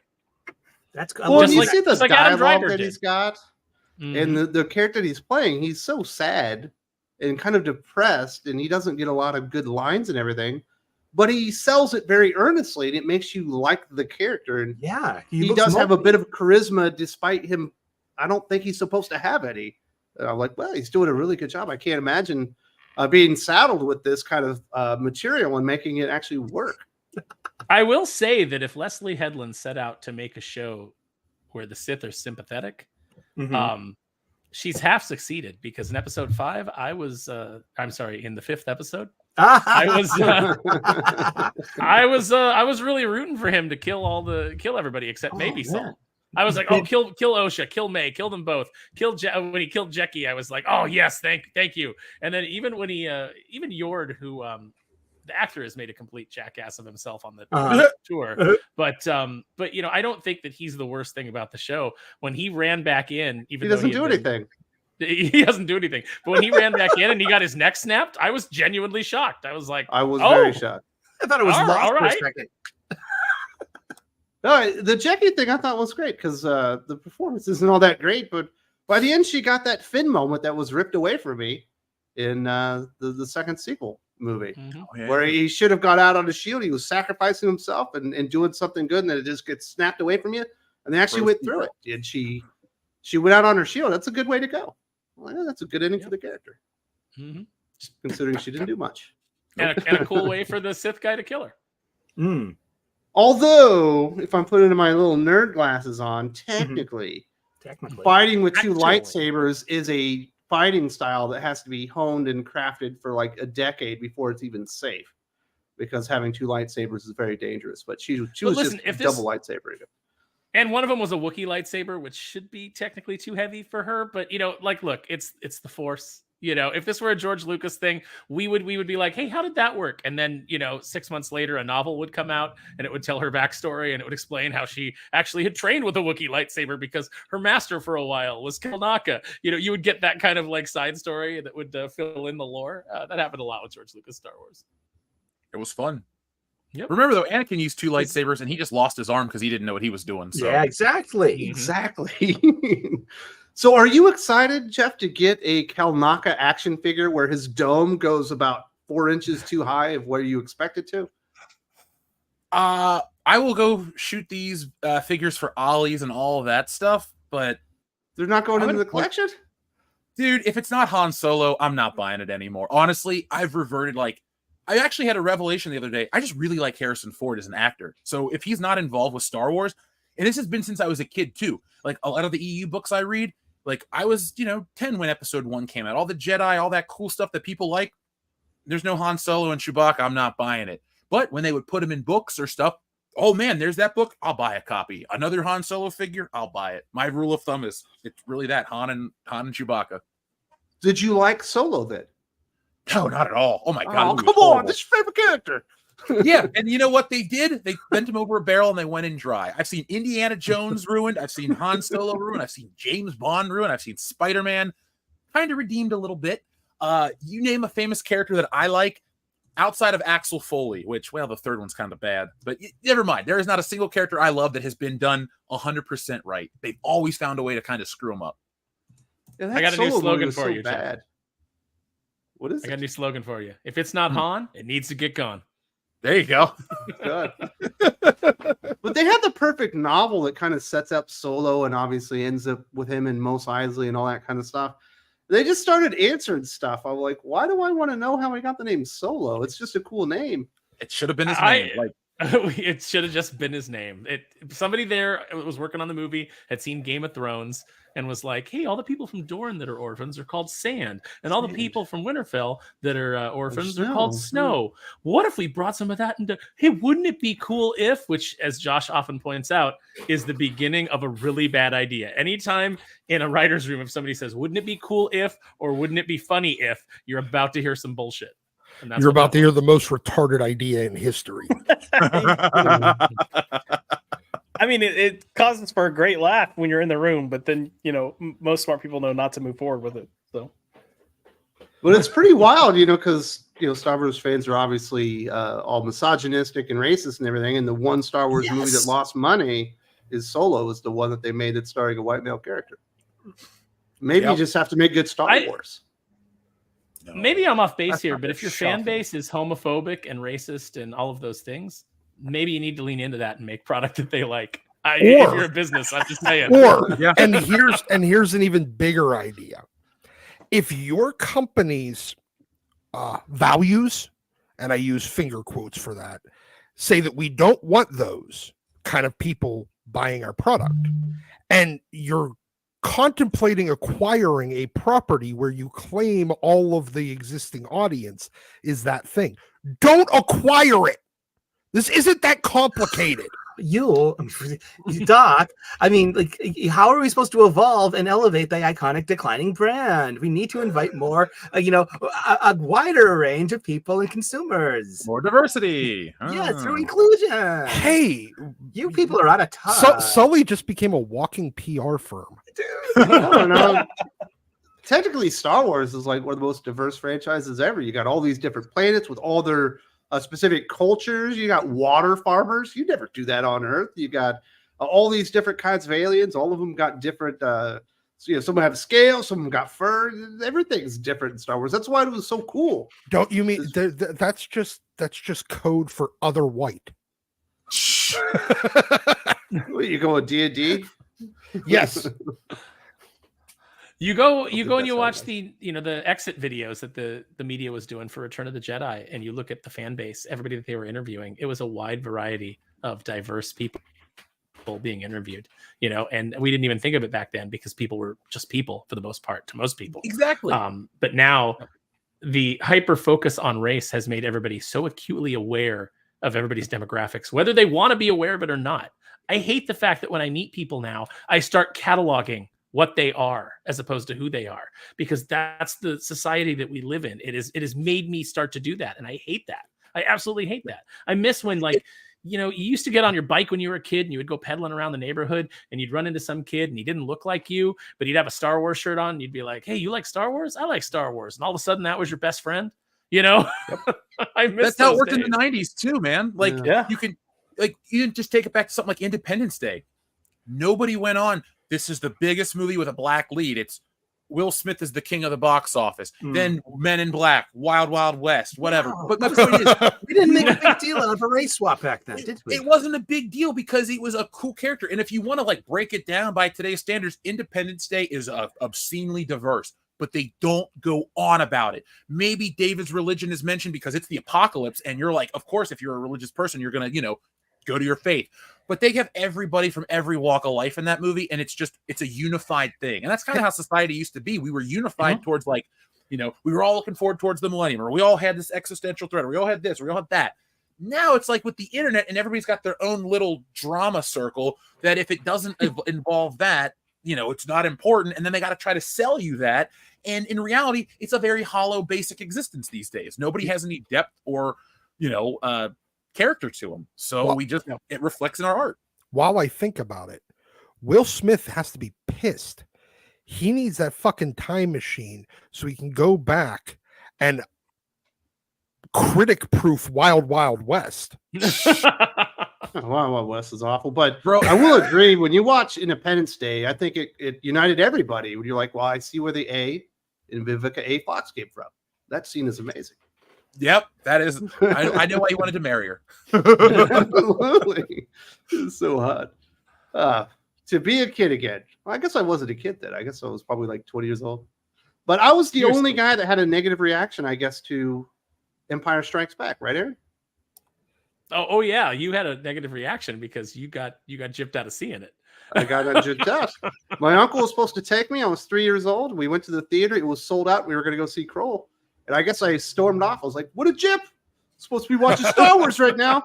I guess I was always an a-hole. You were cynical at 3. Like, did you come out of the womb just like smoking a cigarette? Well, actually, it was. I know your stories about your mom. So you came out of the womb when she handed you a cigarette. Maybe. Have a drag, son. This is going to be a fun time. Make a man out of you. Get some hair on your chest. You're like, I was just born. No excuses. But I will give him this. 7 or 8 years ago, if somebody said because of your opinion that makes you racist, it would throw you off. Like, whoa, I'm not used to being called a racist. That feels like a big it's thing that you're saying at me. That's a pretty big accusation. Now you have to defend yourself and not your opinion. You got to it's not about like what you feel about. Like, I don't think Han Solo should be wearing those red pants with the the black pants with the red stripe. I'm like, no, you racist. You're like, whoa. Imperial officer. You don't like black pants? With the red stripe. I know. I like the yellow stripe. Well, I guess nowadays, we're just all so immune to it. It's everything, all these accusations are thrown around so willy-nilly that none of it really lands. And in fact, it just puts more spotlight on you, what you're doing. Well, once you realize that it comes from idiots, like, you just dismiss it. And that's what has happened with, the world has largely revealed that the people that's the first thing that they run to, the first thing that they cry. They look at everything that they say about everything and they go, oh, you're stupid and you don't have an argument. And now we just dismiss them. Exactly. Wes prepares us for the show. He sends us articles and stuff. So for this specific subject, we got some Mary Sue articles. And so my first thing now is I will click on the writer and then I will click on their LinkedIn and see, like, I want to see where this person graduated from college, how long ago, what, like, oh, this one was a performance, theater person with, an English minor. Oh, okay, I get it, and and they graduated 3 years ago. So of course their head's full of like postmodernism. Wes, does Heidi give you a chunk of her advertising? You quadruple views on her site just by sending us the links. She owns the beat, not the Mary Sue. Oh yeah, whatever. The Mary Sue is worth reading as long as you go in and read the bio of the writer. It's always fun. Yeah. Look, half the time you don't even have to read the bio. Just look at the picture. Well, yeah, I mean, I can look at the picture and tell you what they wrote about whatever topic they're covering. Wes and I have Star Wars experts. On the Patreon, Wes and I have a regular Rachel Leishman figure. It's feature now. It's like basically like what dumb thing did Rachel Leishman say this week? I know a lot of YouTubers do that with Grace Randolph. Like, what stupid shit did Grace say this week? We do it with Rachel Leishman, and she is by far like the easiest person to predict. Like, if you just give me a topic, I know what her opinion on it is before we even get into the article, because she is just a vessel of received opinions. Aaron, this is a Wendy's. Aaron, I have an idea. Mm-hmm. you need to make a Rachel Leishman action figure and then have it talk. So I'll get a Florence Pugh and some Sculpey and a tennis ball. And Yes. and I can Putty make on that this figure. one. Did you see the article she put out the other week when she was complaining about Star Wars and she said something? She like goes into a rant about her cosplay and something else and something else. I'm like, lady, I'm sorry somebody hurt you, but this is an article on something else. Like, and that's my thing with these people. Like, I do want to be a humane person and I do want to understand, like, oh, you know, they've had trauma. I'm sorry you had trauma, but this is a Star Wars article. Leave it alone. Stop. And that's what we were getting with a lot, like with Leslie Headland and The Acolyte. She talks about this issue she had with her sister and all this stuff. And I'm watching it on screen and I don't care. I don't want a therapy session. I don't really, when I watch this other stuff, I don't see Stan Lee talking about his issues back. Well, never mind. We won't use Stan Lee as an example, but I don't see these other creators talking about their issues. They're talking about the bigger issues and the stuff that resonates with more people because they had more interesting lives and kind of lived. These people live on the internet and they just get everything validated in this little circle they live in. Wait, did Leslie Headland feed her sister to Harvey Weinstein too? I do not know about that one, but I wouldn't be. Look, nothing would surprise me from Hollywood these days. I mean, Could have created that issue herself. It's funny because, you know, now we've got the articles coming out saying like, oh, these women were paid less on The Acolyte, and you know, I didn't look too deeply into it. Maybe it's true, maybe it's not, maybe it's all puffery. But it's puffery. I mean, going into a Leslie Headland project, Harvey Weinstein's former personal assistant, did you really expect her to look out for the interests of other women? I Maybe mean, not. look, let's be honest. If Leslie Headland is show running something, do you really think that there's going to be money for a budget? Like to pay? Oh, there's $180 million that went somewhere. I'm not sure where it went though. Settled the lawsuit with the lady that they brought on, and she moved her whole life to, you know, be part of the show, and then all of a sudden wasn't part of the show and is now suing Lucasfilm. I have to look into that. I haven't heard about that one. Yeah. So what's your theory, Jeff? Where did all that money go? I had one viewer that said that they think they filmed far more of that witch coven that ever made the show, but it was so bad they had to cut almost all of it out and just turn it into one episode. I agree with that. I think, like we talked earlier about how do they not, why can't they just get it in, do a reshoot or two and be done? I think they overblow every shot. Like I've worked on a couple like production things, but I haven't been on a set. But like what you produce and then like sometimes you cut down is so much. And I can imagine they built all these sets. They thought that this Witches of Death or Mirror ripoff was going to be the main event. Because look at the Agatha and the Coven of Chaos. That demographic, I guess, downloaded a bunch of songs or bought a t-shirt or something, and they go, that is our audience. That is Disney brand. We need to get that in front of them. And I bet you there's a sitcom level or a sitcom amount of stuff on that planet with the witches. I bet you there's a lot more with the kids. And I don't think it's a lot. And I bet, you know what I bet it is too? I bet they filmed it and they did the post-production of it. There's CGI, there's effects, there's everything done. It's like ready to go footage, but it sucks. So they cut it out that way. I bet you literally can't put this out. Or they're waiting to release that part of it on the hub. Oh. The power of many. Talk about something that should have been cut. Dude, Was that the song made me cringiest. laugh Finger dancing? Yeah. What do you think, Josh? You're a Hollywood guy. You're Hollywood Josh. No, I think Jeff's right. I think they overbloated a lot of stuff that they filmed, but I think they've also probably gone in and I mean, it's what we're seeing from Disney in general. They don't have scripts locked down. They're filming just a ton of shit and going, we'll figure it out in post. So I think they've got ideas that they think are good ideas and potentially are good ideas, but they haven't worked the story. They don't have a tight script. They're just filming all this stuff. And then they go back and then realize, oh, this doesn't really work for timing or for the story we're trying to tell, or interrupts the story we're trying to tell. And that's why you get this hodgepodge mess of a final product. They didn't go in with the set vision. They're ending with a mess of a vision. But by that point, they filmed what could have been 3 seasons of a show instead of 1. So they can't really do more pickups because they've already done, 2 to 3 pickups to refilm a series. Like they need to slow down, go back to the beginning, get a tight story, write solid scripts, and then go film your shit. Hopefully they're doing that with Daredevil. It's the rumor. Right? That's the rumor.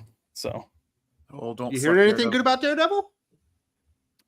I think they made the good choice of getting much stronger people behind the scenes, and I have faith in some of the people that they have behind the scenes. I think it's a much better direction than where they were. Plus, they're continuing on the Netflix Daredevil stuff and They're continuing the the- exists. Yep. Oh, they're good. Yeah. So That was a good show to me. Yeah. agreed. Oh, yeah. Daredevil's great. We're gonna get the Vertical Punisher back. Horizons. Vertical Horizons in the chat is pointing out that the Acolyte had the same budget as Dune 2. That is insane. Vertical Horizons also, I've never seen this before, but called Dave Filoni Dave Fail Only. And I've never heard that before. I think that's I'm great. stealing that. I'll credit him. There for a long time, people thought Dave Filoni was really the savior of Star Wars. He was the guy that was going to keep it in Exactly. the George Lucas wheelhouse. Oh, Dude, I all wrong. I know a guy that worked on the Clone Wars. I've had him on the channel. This isn't a secret. I've met people because I lived out west for a minute. I've heard a lot of Dave Filoni stories from people that are like 1 degree of separation. I've only heard Brown Noser is the thing I've heard personally. He knows his Star Wars. He's like a Pablo Hidalgo. You know, he knows his Star Wars, but he knows how to talk to people to get where he needs to go. And he's not the savior of Star Wars. He's the savior of his own career. Good on him. He knows how to make it in Hollywood, but there's no savior of Star Wars. I would say the closest we ever had was Jon Favreau because he built the MCU. He built so much stuff. And like, I don't like Disney Star Wars, but I thought The Mandalorian was decent enough in the beginning to buy some toys and to get invested. And then it fell apart like everything else does. I don't think there's one person out there that is going to fix what we hate. I've also he heard did some make one the degree. worst Star Wars movie of all time. I still say the Clone War movie is the worst Star Wars movie that ever hit theaters. Yeah. Zero the Well, Hutt. It was. I have a question for you. Do I you- like Zero the Hutt. I don't I care. didn't mind it. Yeah, awful. I like the show more. The show is great after about season 2. And they kind of flesh it out, and then Ahsoka's not nearly as annoying as she initially is. Yeah, I bought in early. I was in college. It was kind of like our Miami Vice thing. It was on Friday nights. We'd get up, we'd like pregame, we'd watch the Clone Wars, then we'd go out and party. But we were like nerdy enough college dudes that we had to watch the Clone Wars before we went out. Yeah, I was in for years. I committed to it until it ended. I thought when it ended, when she quit the Jedi Order, was a good ending. And then they added more episodes and all this other stuff. And I kind of lost my goodwill towards the show overall. You didn't like the extra season they put on Disney Plus? Man, you got to know when to end it. Like with Spider-Man, if you like, let's say you go back and read certain issues, like, and you stopped reading at 122 and Gwen Stacy died, and you consider that like the arc of Spider-Man, that's like a really cool symbolic way to end it. If you like want to break it down, or like when, you know, Spider-Man saves Aunt May or does this or does that, like there's certain things where you could end it, but this is a business, so you have to stretch it out. I think the Clone Wars was a much better, interesting story when she walks away and does all this crap, and then like, is she out there? We'll never know. They ruined it for me. Did you ever like Rebels? Because I liked Rebels there for a minute, unless there was a Chopper episode. But, you know, once you start getting the Sith holocrons and all that kind of stuff, I thought it got pretty interesting. Okay, I don't want to sound like I'm an old man that yells at a cloud, because I'm very open-minded to stuff. But when I saw the bad guys fly on lightsabers like helicopter blades, the I went, helicopter "I'm done." blades, I said, the Inquisitors. I was like, nope, this is not my Star Wars. And I just went back and watched the first movie a bunch and just kind of left it alone. Yeah, that's what I've been doing with my kids. We've been watching the original trilogy again. That's Great just movie. the only way to do it. I went back and watched the prequels as well. Those were rough. Except for the Thank you. last one. So many people are kind to it because the Disney stuff is bad, but I lived through it at like I was age appropriate. And I try to tell people that because they're like, oh, you were an old guy hating a kids movie. No, I was 10. I thought episode 1 was dumb. I thought episode 2 was boring, and I liked 3 back in the day. I like 3 enough. Yeah. Yeah, But- like 3-5. Yeah, they're not that great. And I think nostalgia's really kicking in hard, especially with episode 1. And it's I don't want fans to be like vigilant or like cynical or whatever, but guys, don't lower your bar of quality because the bar of quality has been lowered in the mainstream. If you expect this and you don't accept anything but that, you will find there's a lot more out there that meets your bar of quality. And then when everybody else is on that wavelength, then the mainstream, the stuff that you like a Star Wars or a Star Trek or a Marvel stuff, then they have to get there too if enough people demand that. So demand more out of your branded entertainment. It's not a lost cause. Just don't buy into crap because other crap is worse. I think episodes episode 2 is worse than episode 1. I agree, 100%. Like the chemistry is just so off. Do you know between what the they were two main shooting for? actors. Like, they wanted the grand romance in Star Wars. That's what I was talking to J.W. Rinsler about. They were so focused on the romantic, sexy side of Star Wars because they thought it was going to get the girls and this and that. And I got to ask you guys, if that is George Lucas's attempt to get more female viewers, and then you get Disney's attempt to get more female viewers, what is better and what is less offensive? George Lucas's. Yeah, it was boring, and it definitely wasn't acted or written well. But at least it wasn't, oh, we're going to completely dismantle, this sex or this guy or the whole trope today is like, oh, for us to make a character likable, we have to tear down the character you already like, and that's an automatic losing game. It could have been good. The prequels could have been really good if George Lucas had somebody, if he was working with somebody, either like a Lawrence Kasdan or if someone else was directing who understood human emotions.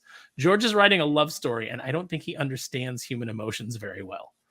There's not a lot there. Even Hayden Christensen, and I saw an interview where George eventually admitted this.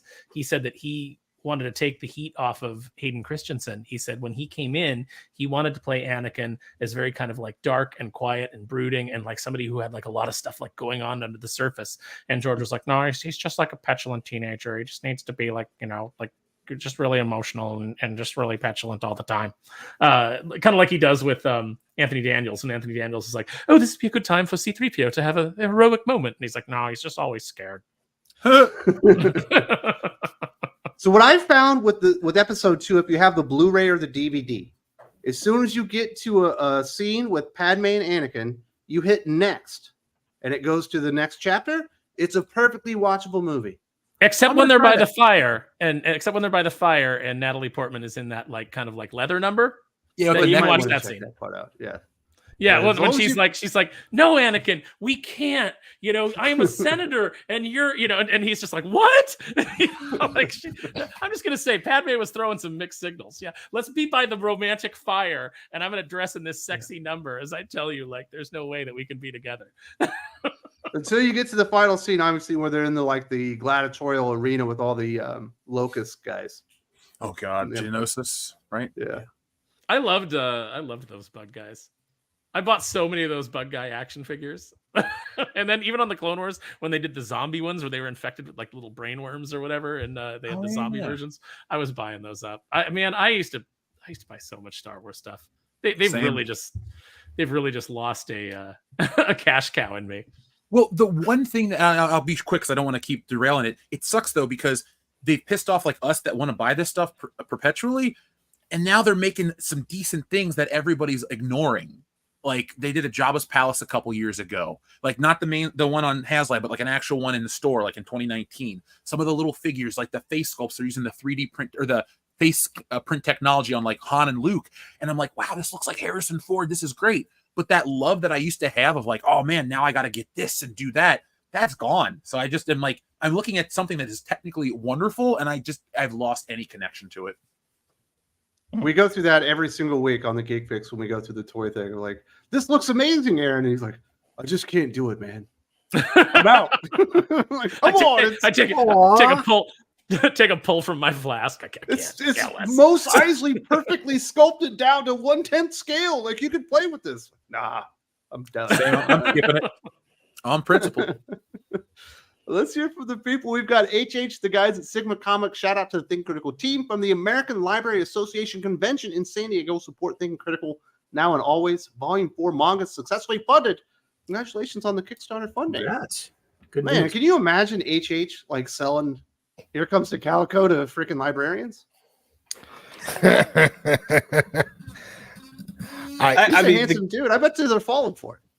If I would have known this was happening, I would have been like, I'm doing the show, and then I'm driving down to San Diego to hang out with TC.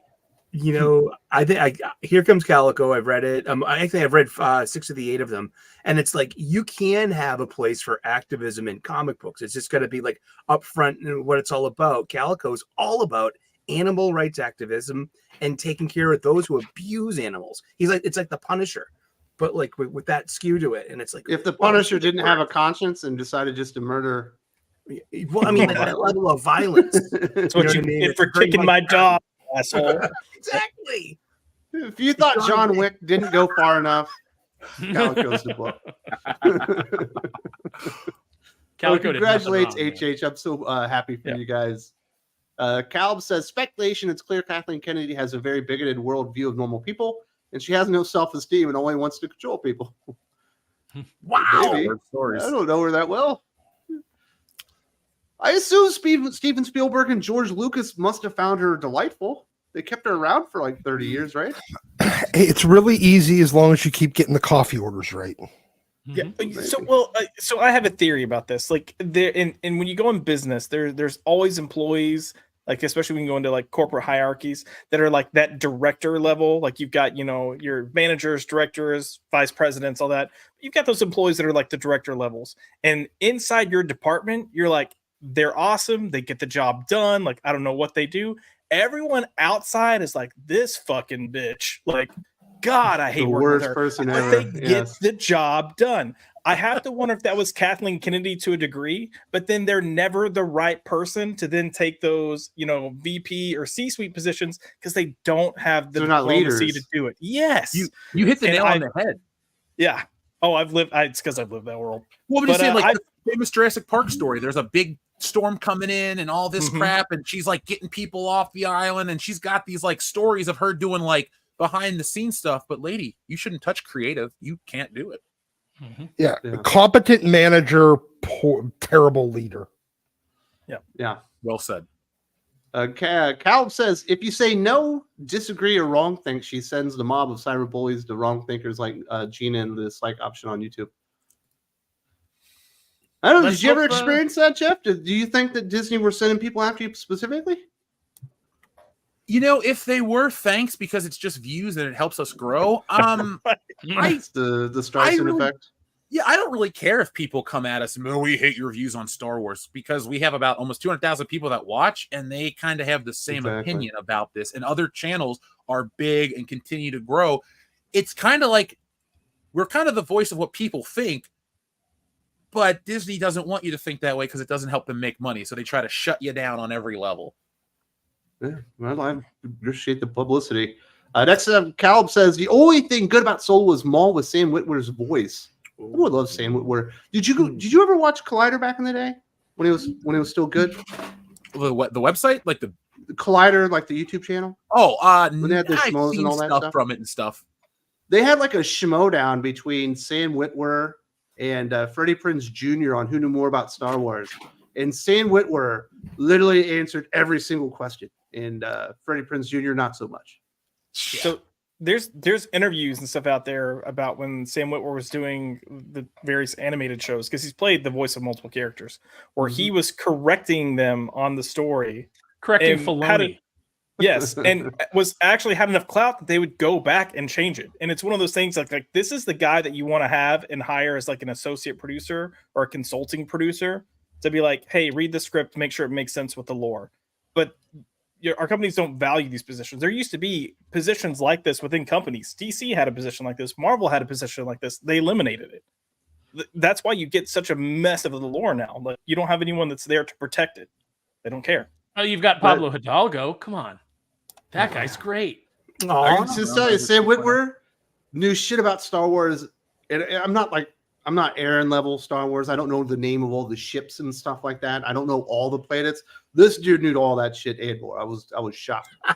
Man. Yeah, there's a video, I think, or he tells a story, and where they're doing an episode where it's like, oh, this will be nice because we'll have this story where Padme actually gets to meet Shmi Skywalker, and Sam Witwer was like, she's already met Shmi Skywalker, and everybody in the room, including Filoni, was like, wait, what? And he goes, episode 1. So one Like she's there in the, in their house and everybody's riding mind on a was, sandstorm. everybody's mind was blown. Now, granted, you can forget things along the way, but when you're writing a story about specific characters, you need to go back and just watch the material to make sure that you're getting it right. And even Filoni doesn't do that. And now this was before we all know what we know now, that he's a brown nosing ass kisser. And I will say to Jeff that I know some people who who are, 1 degree of separation away from Filoni, who've said that he's also a very passive-aggressive backstabber. And if he's challenged in any way, he won't confront you directly to your face, but he will make sure that you get gone. Not cool. Cal also says, I'm glad they saved Captain Rex. He's a cool character. I Do kind you of believe the thing that he's the commando guy in the 3rd, or I guess episode 6? I like Return that of the one. Jedi. Yeah, I like that. I don't mind that. I'll buy it, no problem. I don't really He's got the think of beard it. for it. You know what? If it makes people happy, go for it. It doesn't ruin Return of the Jedi. Hayden Christensen does. Aw. Sorry, I watched When it the his other ghost day. shows up, it's so weird. There's so many little things, like the scene in Jabba's palace where all of a sudden the dude just like whoa and starts singing. You're like, what? Jedi rock. That's Joe Yowza, by the way. Oh, so terrible. Lucas And I've went had to to know explain it to my little kids and my wife. Is like, listen, this was not originally in the movie. I know it feels weird. It literally should not be here. It should be the little elephant guy playing the fucking Max Rebo. keyboard. the song, yeah. CGI size noodles, not as good as puppet size noodles. I'm sorry. No. It was. It's like a the Cantina band looks cooler than all that stuff when you CGI it up. Ugh, all Absolutely. that special edition stuff. Like over at Fenway Park, this coming Tuesday, they're showing A New Hope on the Jumbotron. First 7,000 people get free lightsabers. But I'm like, it's that special edition malarkey. I bet you they're going to have McClunky. They have to use the most, the most recent edition that was in the Skywalker saga box. So it's got McClunky in it. I'm like, I don't want to see that. Please, no. Thanks for inviting me, though. I'm like, you should come and see Star Wars with us. And I'm like, no thanks. And the Jabba the Hutt scene is pointless too. It's so redundant. It literally is everything he just said to Greedo. Why is that in there? Because George Lucas needed to show off CGI. And like they even say, it's off-the-shelf software that we built Jabba with. Screw you. It looks like crap. It looked like crap for 25 years. It's going to look like crap forever. And it ruins the reveal of the Falcon. Yes, it does. I don't think George Lucas understood his own story. Well, I think Maria Lucas understood his story. I think that's why the first Star Wars was so good, is because Maria Lucas went in and saved it. Oh my God! I'm giving credit to Star Wars on Star Wars to a woman. What? Oh, damn you! Sorry. Blade says for Aaron and Wes, maybe next review good comic series Green Lantern Sinestro Corps War comic storyline. How about something like that? Well, I certainly love Sinestro Corps War. That's a great, awesome comic book. But Aaron and I don't normally go back and review old comic books. We did that one time, but normally I could do though. more I'll movies go grab. stuff. I'll go grab my trade and we'll go back through it. I can grab mine. We can do a Sinestro Corps War. You want to do that one in the next Geek Fix? Not in the next Geek Fix, because I got to go into my storage. One after that. Dig out my books. Yeah, give me 2 weeks. Time. But we will be doing, because we're finishing up Planetary on the Comics Guilds on Patreon. We're going to be doing DC my goodness, the New Frontier. There we go. Very excited about that. That's going to be nice. awesome. Yep. Calb says Zero was killed by Snoodles, and I was very impressed finding out it's the same VA as Ventress, and Zero's VA was Cad Bane. I'm sorry. Look, again, is it not a major Star Wars guy? There's a guy named fucking Snoodles. No, Cy Snoodles. That's the chick with the big lips from Return of the Jedi that's singing. The big lips on the end of the stock. Cy Snoodles was Max Rebo was the Drew B. McCool and Cy Snoodles. Okay, yes, okay. Wasn't that I'm every time you say with the big lips, I'm sitting there thinking of that fucking Muppet chick. Oh, Jan, the green lady with the hippie Muppet. She had the Angelina Jolie lips on the end of her mouth. Yeah. Zero the Hutt is the worst character. Worst character in Star Wars. Worst hardly. In Jar Jar. Hardly. Worst in Jar Jar. I mean, you get a pass in saying that he's a worse character than Rey, because Rey is not a character. But fair. But no, I like Zero. I thought it was funny. I would have liked it better if he was speaking Huttese, but I got what they were going for, and I really liked his. I thought his design was cool. I like Zero. Sorry, I'll defend Zero till the end. Well, I want you to start taking. Remember when back in the day when you had like the little roach clip that had a fucking feather and you put it in your hair? At least that's what my mom did. I want you to start doing that so you can look more like Zero the Hutt with some fucking eyeshadow, even though you're supposed to be a Hutt. Listen, the Hutts are hermaphrodites. All right, they spontaneously change sex, based on their environment, just like worms. That's how Jabba was able to have a kid, right? Only way. Callum. Also, I think Catherine Tabor, who voiced Padme, was better, and I think, and I pretty much see VAs of that show as the official like James Arnold Taylor as Obi. Oh, I do too. Now that Ewan McGregor has called the fandom, said that they're not fans in his mind. Man, you freaking cartoon nerds are all about the voice actors. Kat Tabor is amazing. Kat Tabor is also Mission Veo in they get huge, Knights of the Old Republic. Lines. At the Fan Expo, they get the biggest lines. Mm-hmm. But you don't like Freddie Prinze Jr. I like him fine. He's sleeping with Buffy. I've seen too many of his movies to like him. Was she third sister? Which was his wife? Buffy? Yes. She was the third or the fifth sister. I can't remember which one. Whichever one was the Inquisitor that they ended up killing. Oh, she did a voice. Okay. Yes, in the temple. She came in, I guess, because they were married or whatever. Yeah. I watched too much Rebels. I guess I was the only one. There we go. We probably only have time for one more topic here.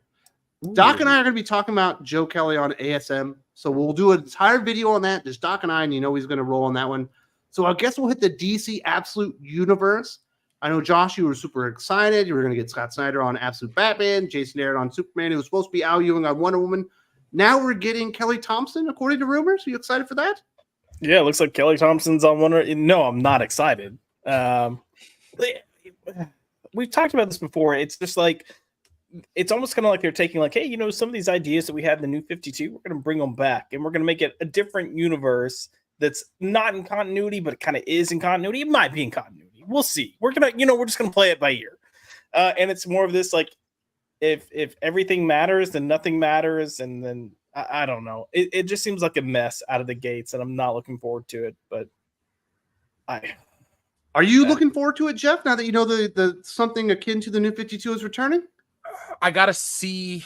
I'm a comics guy, but I go visuals first. I don't want to discredit any of the writers because I respect what people bring to the books, but I don't buy a comic book based on who's writing it ever. I really don't care, honestly. It has to look a certain way for me to be interested. Now, if the writing's bad, I'm not going to continue to buy the book, but I need to see costumes. I need to see everything, because I won't buy DC. I won't buy a Superman book if he doesn't look like Superman, and I won't buy Batman books if Batman doesn't look like Batman. So when I see visual, do you want Trunks on Superman or no Trunks? Trunks all the way. I don't do no Trunks. Okay.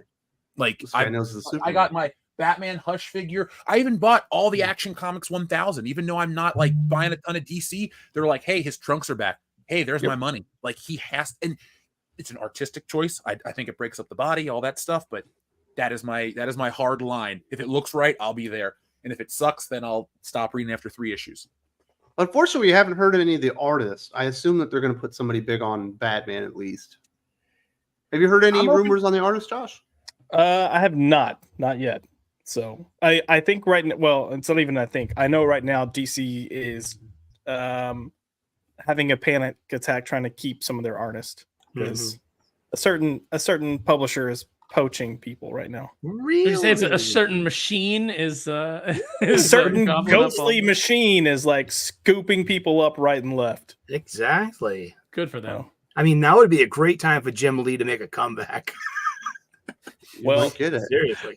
I mean, he's doing commissions now. You know, you might get a $35,000 recreation of a cover if you want to pay that. I will say that, Jeff, if you're interested in artists, check out Ghost Machine, because you get Jason Fabok on a new book, you get Brian Hitch, and then you also get Gary Frank. All three really good. All 3 written by Jeff Johns. So good. Yeah, there's another one coming out called Hyde Street with art by Ivan Rice coming out very shortly. Yeah, another great artist I like. Another Jeff Johns Ghost Machine book. Yeah, and most of them are all adding up to some kind of continuity as well. So there's an event brewing. But I'm buying Rook Exodus. I mean, that's the best one. That is the best one. It's really toyetic. You're gonna have a good time. Check it out if you can. Send me a link, man. Friend me on Facebook so we can talk about this stuff, or wherever you're on social media. So drop me these links. I will definitely send you a copy of the Rook Exodus, because if you're into toys, like, all the wardens have like helmets that allow them to control whatever animal that they have. So there's like a rooster helmet and a wolf helmet and a ram helmet and stuff. They look awesome. They would be great toys. And that first issue was yeah. like 60 pages, and it was for $4.99. It was Oh, there wow. to impress you and to suck you in with this. And Jason Fabok owns this book, man. It's great stuff. I don't think we'll be getting Jason Fabok on Batman because apparently Ghost Machine is sucking up all their talent. Yeah, they deserved it, right? Ghost Machine's the best thing going in comics right now. I mean, Better than it. Yeah. Yeah, because Energon hired Kelly Thompson. We'll do it. No, that Scarlet book was just weird. My question then becomes, is Kelly Thompson the new Kelly Sue? Where she just gets plugged in on all these, with all these actually talented people because she's the token. Yes. She's the token white lady now. She's the best of the worst female writers. I think G. Will Wilson's probably better than her right now. Agreed. G. Willow Wilson, yeah, but Agreed. I mean, I don't know. Like for whatever reason, it doesn't seem like they give G. Willow Wilson as much work. I don't know why Kelly Thompson gets as much work. I will say this: she's a better writer than Kelly Sue DeConnick. At least when you read a Kelly Thompson book, it makes sense. Sometimes. Did you guys ever read? Yeah, I mean, you won't be happy with it in general, but you'll be like, well, I understood what was going on. I just didn't like what was going on. Did you guys ever read Pretty Deadly by Kelly Sue DeConnick? Oh yeah, I have no idea what was going on in that book. Her name turns me off of books. Well, if you don't like her politics, Jeff, don't buy her book. Buy my book. And nobody else did, and that's why your proposal is acceptable. She's Matt Fraction's housewife now. I think it's funny that somebody who had smashed the patriarchy in her bio, like basically coasted on her husband's success. Well, Yeah, also used right. Warren Ellis to get it for her, foot in the door and all that stuff. Mm-hmm. Well, she used Warren Ellis to get her husband to get her in the door. Whatever. She was just as big a part of the little oral history of Warren Ellis forums as anybody else. And Yep. I remember reading the article that's been taken down because Warren Ellis is bad now. And the first opportunity she got, she busted out her little Shoto saber and she three-hole punched him like right in the back. It's so weird. It's been, what has it been, 4 years? Since Warren got canceled? Yes. About maybe, yeah. He still hasn't written a comic book. He doesn't have to. He's doing like game consulting. He's he was doing very Castlevania. But I Yeah. don't think that's going on anymore. No. He's just doing games now. Yeah, I follow him. Like I read his Orbital communications newsletter, and he's out there. He's still working. He's doing very well for himself. Like him, and I don't think they can afford him, and they can't afford Grant Morrison. You know, we would love to see them, but it just might come. Well, they initially announced a book at Image, and then I guess Image was like, nope, It was Fell. They were going to continue Fell, which had gone on hiatus. Right? Yeah, it had gone on hiatus like 15 years ago. Because Eric Stevenson is a coward. That's why that Image book didn't go. You pronounced pussy wrong. It was in my head, but I was like, I'll go a little more PC for Coward is too refined a term for most of the people in the comic book industry. So what are you thinking, Josh? Do you think this thing pops a number? I think it will generate interest in DC Comics. I think people will be interested in Scott Snyder on a Batman book again, even if it's not really Batman, and Jason Aaron doing a Superman book, even if it's not really Superman. And look, I think, Jeff kind of has a point with the artist, depending on which artist they announce for the book. I mean, look, you could see kind of what's happening with the Ultimates universe over at Marvel. I think you're going to get a good pop. There's probably going to be, Batman will probably go pretty high. It's Scott Snyder coming back on. Sales are probably going to be good. How long is it going to last? And the thing to keep in mind is it's still the same editors. You still have the same people behind these books that are deciding what's going to happen, that are doing all the shitty things in the main line. So I assume it's going to be Chris Conroy, which is terrifying. Black Label and Elseworlds, and he's worse. And also, what's the difference between Elseworlds, Black Label, and Absolute Universe? Like, we've got three different. We have three different brands within DC, all doing the exact same thing. I'll tell you what the main difference is. The main difference is I'm not going to buy Absolute, so I won't own an Absolute book. So that's one difference for me. It's a weird title name for me because I'm a big fan of the Absolute editions of books. And I'm just like, I hate when they reuse the same word or the same name for multiple things. Maybe it's me just being picky, but absolute books are amazing in general. So Well, you nerds are so hard to make happy. if you recall, actually, so It's all right, actually so Jim Lee and the guys at Wildstorm created the Absolute Editions. That's honestly 3/4 of the reason why DC bought them, and because he was going to get a senior position that he wasn't going to get at Marvel if Marvel bought him out. But regardless, when he came over, he brought that term over as well, and they started using it on like I guess it'd be like the equivalent of like the Marvel must-haves, the True Believers, but for Vertigo. So they started doing Absolute Preacher, and it was like the first 2 issues reprinted together. There was an Absolute Vertigo, there was an Absolute Swamp Thing, and they were all like 1 or 2 issues on the Vertigo line reprinted together. So they do have a history beyond just the Absolute editions. okay. Of using that term, because I have a bunch of those weird Absolute Vertigos that I came across years ago, and I'm like, what in the fuck is this? I'll have to check them out. Yeah. Scott Snyder's writing lately makes me a big fan of Absolute Vodka. yes. More of a You've been a goose little off. man myself. Look, That's the thing, Josh. When you set the bar, and maybe you come in on Batman, you hit the Black Mirror right out of the gate. Within your first couple of years on Batman, I think you do Court of Owls, and you try to like beat yourself. You're never going to be able to do it. No. I mean, yeah, by all means, come out, go balls to the wall. That's great. But if you're then going to try to top yourself with every story that comes after it, I think you're kind of setting yourself up for failure. Not even because it may not be as good, but because all you're going for is big, and people are going to get tired No of character stories. So, yeah, It's all bombastic nature stuff, or Yeah. the source wall and all that bullshit. Oh yeah, nope. Yeah, peaks and valleys aren't a bad thing. It's not a bad thing to have an excellent story and then have a story that's good and then come back with this great story, and then like that's okay. It makes you appreciate the stronger stuff more.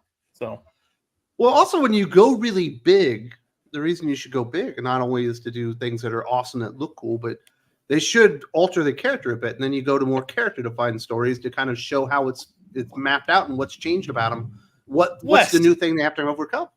what are you talking about? We don't deal with consequences in our median stories anymore. Get out of here. In theory, it could work. I mean, I guess. I mean, so bad. sometimes the snap is something. Oh, I'm sorry, the blip. Sometimes the blip is something that causes an entire terror cell to rise up, and other times it's a funny, wacky joke that made people appear on the basketball court. And a marching band showed up. Thanks, Marvel. Thanks, Marvel. I'm depressed now. Where's the Absolute Vodka? I feel bad for the few based comic book reviewers that are still out there that are going to give this Batman Scott Snyder Absolute Universe review like a positive review, but not an outstanding review. I hate. They'll be getting the ghost letters, the night letters, the ghost letters, and then can we have a conference call because this story is really important to me and it really needs to do well. I can't. He's basically like, hey, can you guys get on board and shill instead of? Oh no, that's exactly. Opinion? Yep. Wow, that is such a bizarre idea to me. I don't think you're understanding what I'm doing here. It's really brilliant. Let me. Oh no, he said that. So, yes, I bet he did. I guess we could start wrapping this bad boy up. Although, you know what, Jeff, what do you think has been the worst MCU movie since Endgame? Talking about the blip and all that stuff. Oh man, it would be easier to answer what is a good one since that happened. But I mean, the Eternals is terrible. I thought the Marvels was stupid. I hated Thor: Love and Thunder. That made me mad. That movie is really offensively stupid. Oh God, I mean, Spider-Man. Which one? Spider-Man: No Way Home was great. No Way Home. I mean, it was at least competent. I enjoyed the Tobey Maguire parts because I mean, like, there's a box down here that's a hot toy I've never even opened up. I really like that version of Spider-Man. but it wasn't enough for me to go out and like watch it multiple times or sing its praises. I'll just watch the classic stuff. But yeah, I'm gonna go with Thor: Love and Thunder / The Eternals is just trash. Ooh. I think Eternals is a masterpiece compared to Thor: Love and Thunder or Quantumania. I think those are the two. Oh God, I worst to forgot me. Quantumania. That was a bad one. Quantumania might be the I'm worst. sorry, I forgot that existed. How do you waste a Bill Murray fucking cameo on nothing? Yeah, Marvel. I We got all the still Disney money. I still think that Thor: Love and Thunder is the worst. I thought Wakanda You Forever wasted was the best worst. story. Whoa, I whoa! forgot that existed. I'm sorry. What was That's that? like Black Adam. Wakanda Forever was so fucking Man, Josh, bad. get up on your shield, man. You love that movie. Listen, you said it deserved an Oscar. I said there are a lot of really great things in Wakanda Forever, and I will stand by that. Is it perfect? No. But I do think out of everything that's filmed that has come out post Endgame, I think on a technical level, it is the best movie post Endgame. Bold words. Those are strong words. Oh, I I mean, they're can- wrong words, but they're strong. So I want to be polite. This isn't my show. Callum says modern DC Comics is a lost cause. I'm sorry, but it is like Marvel, and it's so boring trying or attempting to imagine what Kelly Thompson does. You know what? The problem is, Josh, it's not like Marvel because DC doesn't have that built-in fan base. So if they mess up, they get hammered worse than Marvel. Yeah. I mean, look, we've seen their drop, you know? I mean, Yeah. Image is starting to outsell them. Like, DC, that should be very sobering for DC Comics. The fact that Image is outselling DC Comics on a monthly basis at this point. In the top 20, they have more titles. Yeah, I mean, there's no way they're selling as many books because Image doesn't put out 70 or about 45 books that Marvel or DC does. And like the bottom feeding Image stuff is stuff you've never heard of that's probably shipping 3,000 or 5,000 copies. But even if you're looking, I mean, look, we don't have accurate sales numbers because they don't exist, right? At least in a reported format. But the fact that they're even beating DC in the top 20. No, that's terrifying. Yeah. They got multiple hotter books. Certainly Love it. Transformers leading it. Callum says, most of the time I say, let me guess the character's gay. He's gay, she's gay, that's gay. Just gay, so it's boring, predictable. It's not even funny. I will say Pride this: Month, yeah. there was a Pride special that came out that actually had a story that mattered for the first time. Nobody's crowing about that. Nobody's like the first Pride story ever to matter, and that is Joe Corallo's. In the Rachel Pollack tribute, Joe Corallo wrote a Doom Patrol story that brings back Coagula. And it is a story that's important. It's a story that's interesting. It very much ties into Doom Patrol. And since it brings that character back into the DC universe, it could actually conceivably matter if somebody picks up on it in the books. So I do recommend you go check that out. Very nice. Callum also says the way to tell the difference between Elseworlds and Black Label is seeing Tom King's name on it. That's when you know it's standalone. Ugh, Tom King. Yeah, he's doing the Wonder Woman book. Did you read the Wonder Woman book, Jeff? You said you check out all the new Wonder Woman stuff. No, I try to check out when they do the relaunch stuff. I'll admit because I've moved from California back to Ohio the last year. I've only been to the comic book store a couple of times, and I'm reading like the Hulk or independent stuff.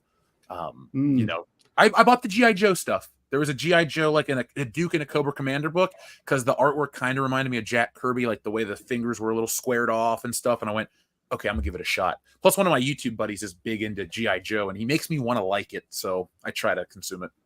G.I. Joe #1 coming this November from Josh Williamson and Tom Riley, the team behind Duke. Oh, okay. That will be the first in continuity G.I. Joe book as a team book for Skybound. Should be very excited. Yeah, Tom King. It sounds like he's going to be doing more work writing in the DCU. He's part of the writing team that's going to be on the Lanterns. Not Superman. Yeah, the Lanterns thing. I think he's doing some stuff with Brave and the Bold. Come on, So hopefully he Universal. makes it. Universal, buy hoping he makes DC and it. shut this down. Shut it down. Yeah, recognize his genius and elevate the man already, so we don't have to deal with him in comic books. Carlitos Figueroa, Kelly Thompson's Wonder Woman will reach the same level as her Black Widow. Somewhat good, but not great. I mean, look, right now I'd take that over Tom King's Wonder Woman. So Tom King's Wonder Woman is making me long for the days of Clunrad. Yeah, it pisses me off. And I hate a Clunrad friend too. I have an even better idea. Okay. Just pretend neither of them exist, and like the rest of the entire comic industry, every time Wonder Woman has a solo book. Jeff, don't listen to these guys. Pick up on the new Wonder Woman strictly for the Daniel Sampere art. You've said it a couple of times already. You love good art. Art is fantastic. This the Sampere art. It's contribute no money. No, Sully is wrong. Yeah, Sully, you're changing your name to Sussy right now. Cut it out. Suss's game. Do not put any money into that book. Do not contribute to. I know how to do that. Take a peek and just be like, but I mean, it's like Milo Manara. I mean, it's like really beautiful Wonder Woman. And you're speaking my names right there that I like. I will agree. The art is fantastic, but the story is so bad and it's so damaging for Wonder Woman as a character that if you like Wonder Woman as a character, it is going to piss you off. Oh, okay. So I just remember the Perez Wonder Woman being my favorite because my buddy is a huge. I got to meet George Perez years ago, one of the nicest people ever, and he was like, my buddy was geeking out about the Wonder Woman stuff, so I went back to his place and read a decent chunk of what he had just in the floppies at home. So.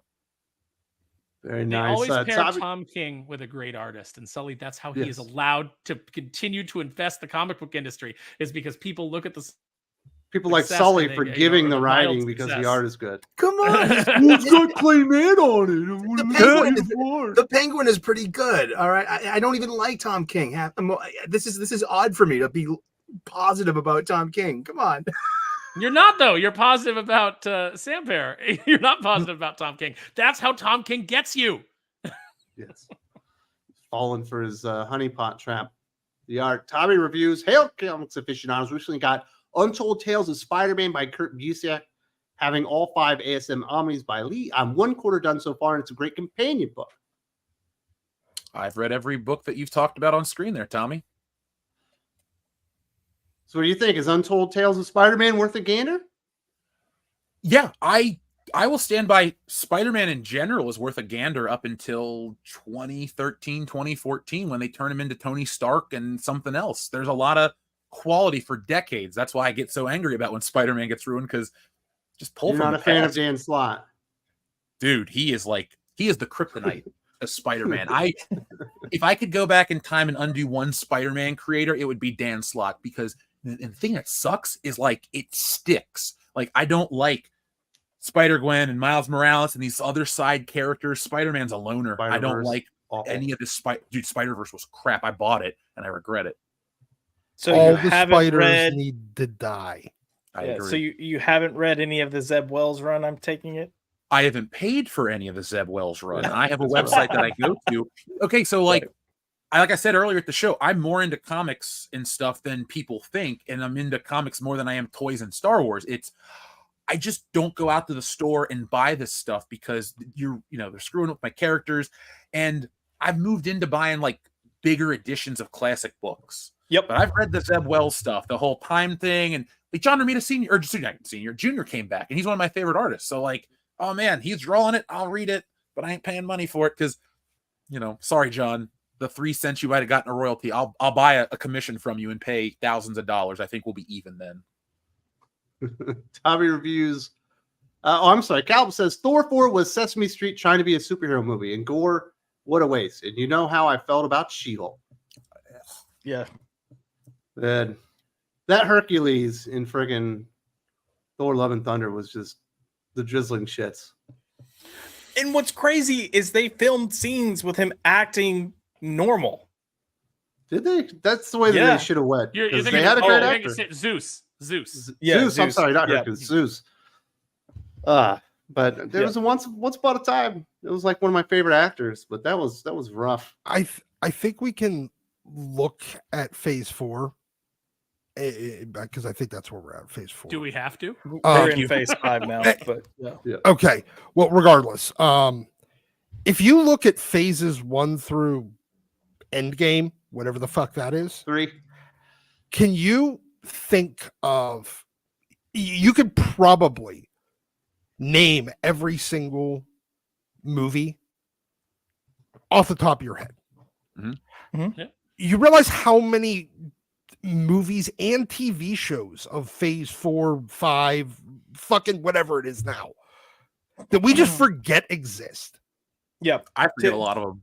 To your point, Doc, I think the runtime for Phase 4 alone is actually longer than the runtime for Phases 1 through 3 because of the shows. Yeah. I believe it. And we forget all of it. Yep. Because it doesn't I can't matter. forget that Shang-Chi and Eternals exist because I see the toys every time I go to a discount store. Oh, yeah. Well, Ever. you mean, Now, you mean so Iron Fist? popular. Yeah. Gallop, Josh, Nosferatu trailer has dropped.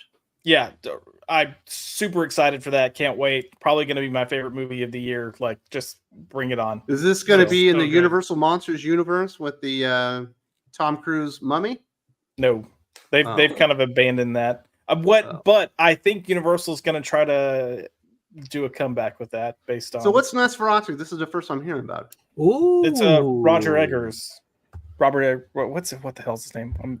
Nosferatu is a 1922 silent. I know what vampire Nosferatu is. I've Okay. seen the movie. It sounds like there's a new version that I'm Yes! unaware of. It's Robert Eggers, and he's got a new version coming out, and it's got Bill Skarsgård, Willem Dafoe. Bill Skarsgård, automatic out for me. Wasn't Defoe in the last version Out? of Nosferatu? Bill Skarsgård isn't out for you? Yeah, did you see the fucking the trailer for that Crow? stupid Crow movie? I mean, Ruining something that was yeah, perfect but- the moment it was created? I don't I think that's mean, his agreed. fault. It's his Yeah. fault, as far as I'm concerned. He took the role. Yeah, Take the heat. I agree with Wes on Sometimes- this. Sometimes What's you the one sign thing a he did that was good? contract. He didn't even talk. That's He true. just was in makeup. He was good in that first Netflix show that they did where he was the vampire. The one that I just- didn't watch it- True Blood. one- That's for the- chicks. Not True Blood. Not the True one Blood. that had that weird like 50-story office building in the middle of like Smallville. Maybe. Now I don't remember, but Famke Janssen was in it. I can tell you that. Yeah, that's the one. There was like a 90-story fucking office Tom building Brady's side piece. in that's literally in like the middle of fucking Smallville. It made no sense. Wait, And when are I you looked at it, saying- are you? Wait, Wes just threw me there. Are you saying that Famke Janssen is Tom Brady's side piece? Or are you saying that Bill Skarsgård is his side piece? No, isn't Yes. it Famke Janssen? Isn't she the one that had his kid? Am I wrong on that one? She's the one- Giselle. No, Giselle was his wife. I'm talking about the Oh. side piece, the one that had the other kid. Oh, that's played, Bridget Moynahan. actually. Bridget Moynahan. I always get the mixed Yeah, up. a nice Irish girl. Yeah, I was Bridget gonna say, I would Moynahan. know a Bond girl. She hooked up with Tom Brady. I'm a Yeah. 007. She was in that Blue Bloods. Oh, with Tom Selleck? She was John Wick's wife in John Wick 1. Yeah, Oh. that's a great show for like older people. Blue Bloods. Everyone loves Tom Selleck. He's cool when as they're in hell. their 60s. Still is. Yeah. Mhm. There you Johnny go. So Wahlberg. Josh is excited for the trailer. Yeah. Yeah, it's good. I'm excited too. It looks great. It does. I'm sorry, Cal. I see that you say I missed a chat. There's a racist joke in that chat that I just didn't want to say. So I will go up there and I'll miss the part where you did the part where you said, but Doctor Strange 2 made me angry. I don't. Did anyone like Doctor Strange: The Multiverse of Madness? No, I it was Yeah, wait, you did? the Yeah, Randy parts were great. I don't get why everybody hates it because it's a Sam Raimi movie, and if you like Sam Raimi like I do, it's a Sam Raimi movie through and through and through. It's like if love The Sam Evil Raimi. Dead had a bigger budget, but we still get Ash. And how do people not like the visuals? Like when Doctor Strange became the Nope. zombie and then like sprouted the wings and flew to fight Wanda and all that crap. No, there's That good was stuff. awesome. There's Good stuff. I there's- loved all that, but I Yeah. had to endure America Chavez. I had to endure, That was the complete destruction and regression of Wanda's character. So I'm in the weird minority. I don't like Wanda Maximoff at all. I don't find her interesting. Like, yeah, the House. You of M don't is like cool. this? No, I don't like any. All the superheroes that I like, they don't rely on magic or psychic abilities. I like the brute force, Wolverine, Spider-Man, Daredevil, guys that like get in there and fight. I don't like when people are like just doing their mystical shit and creating constructs and pulling stuff out of the air. Like, that's not really that exciting to me. And she's always kind of fallen in that category. Like, I got her action figure back here. but because she came with Quicksilver and Magneto. That's the only reason I own her stuff. That's a good. You didn't set. like the on your left, and he's like, and next thing you know, the little portal shows up and the heroes show up. Oh, It was a great I moment. did not. I don't like Endgame that much. I'm in the weird minority too. I thought Infinity War was better in every way. Oh, it Oh, is. man, I'll agree with Well, that, Infinity War is an actual movie, and Endgame is just a celebration of the MCU. Yeah, but you know what? I wasn't too. Okay, let me just say this like this. As an artist, I thought the ending of Endgame was so visually dull. It's the middle of a brown field in New York. And then, like, we'd had stuff that looked cooler in the opening of the film before it. Every visual in Endgame, or sorry, every visual in Infinity War topped Endgame. I thought it was stupid. The whole, we're just chasing the gauntlet across the field and this and that. It's like you set up one of the best setups in superhero movie history, and that's the layup. That's the follow-up to it. I thought it sucked across the board. Like, I don't really like any of that movie. I don't watch it. I saw it in theaters. I watched it once on home video, and I didn't like it then, and I still don't like it now. I like But it the when it's the protagonist core in three. Infinity War is Thanos. That's right. Yeah. And it's awesome. But here's a complaint too. Okay, we all like stories. When you bring in an alternate version of a character that doesn't have the emotional growth of the other version, it doesn't really go anywhere. So That's why I feel don't like the Avengers- Gamora in Guardians of the yeah. Galaxy Volume 3. I hate it. It's the worst Same. part of that movie. James Gunn apparently didn't like it either. He did not like that. I them killing wish her she off. was not there. Mhm. Yeah. It ruined the chemistry of the team and just threw off the entire fucking story. Who? Thank you. Huh, Doc? I wasn't listening. Who? Gamora in Oh. Guardians of the Galaxy Volume 3, because she shouldn't have been there. And it's just them trying to reestablish all the stuff that already happened for two other movies. They're like, this sucks. That's most Yeah. entertainment, man. We keep spinning around in a circle. We're never moving forward. Yeah. You look at episode 7 and it's basically just episode 4 retold. Yep. You go watch Jurassic World and it's just Jurassic Park retold. I don't know. I don't remember anybody riding a motorcycle with raptors in Jurassic Park. Now I sound like one of those articles, like 10 reasons that Back to the Future. You is sound like better than Rachel Star Leishman. Wars. Yeah. No. Why that's a good thing. I can only sound like Velociraptors. Rachel Leishman. I don't sound like Rachel Leishman because I don't have chips in my mouth. Finally, Cal says Raimi was brought in at the last minute and it was bait and switch because I thought it was them versus Nightmare. Fuck every Rick and Morty writer. Yeah, Not a bad it policy. was. Yeah, it was originally supposed to be Nightmare. Look, Raimi is and isn't the problem. What works in Multiverse of Madness is the visual aspects that Raimi brought to it. But Raimi is also responsible for some of the really shitty story decisions they made. And if you don't believe me, just go watch the commentary. Him and Oh, I Michael believe it. Waldron, everything, if you like the characters and writing means something to you, everything that would have pissed you off character-wise in that film was their decisions. And they brag about it, which only pissed me off even more. I'm just like, fuck I love off. Sam Raimi. You can't be talking about one of my heroes like that. I'm just saying, you I know. went to the same college It as took him, him- man.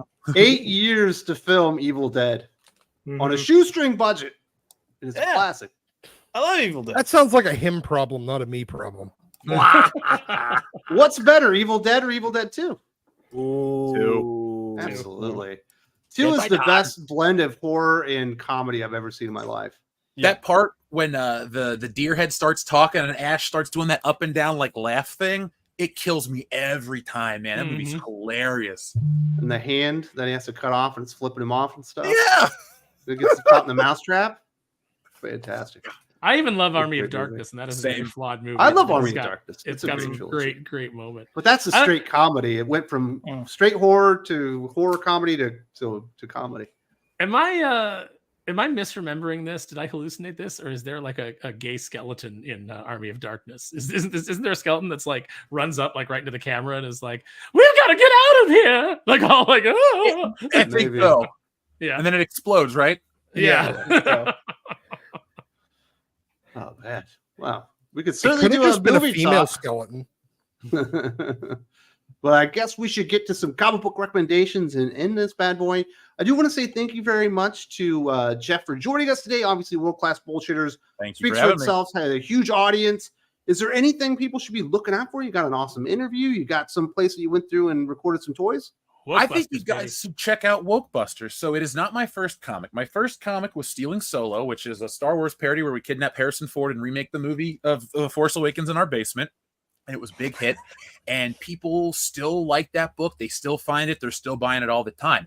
But I got Wokebusters, which is a big parody of society. It makes fun of the world we live in. If you think the crazy woke writers of like the Mary Sue and all that stuff are silly, it's going to be a book for you, because it's about 4 guys who fight the physical manifestation of internet outrage. In this story, instead of people getting offended and running to Twitter and causing all this crap, these people like rage out and become physical monsters, and these guys have a business to take that down.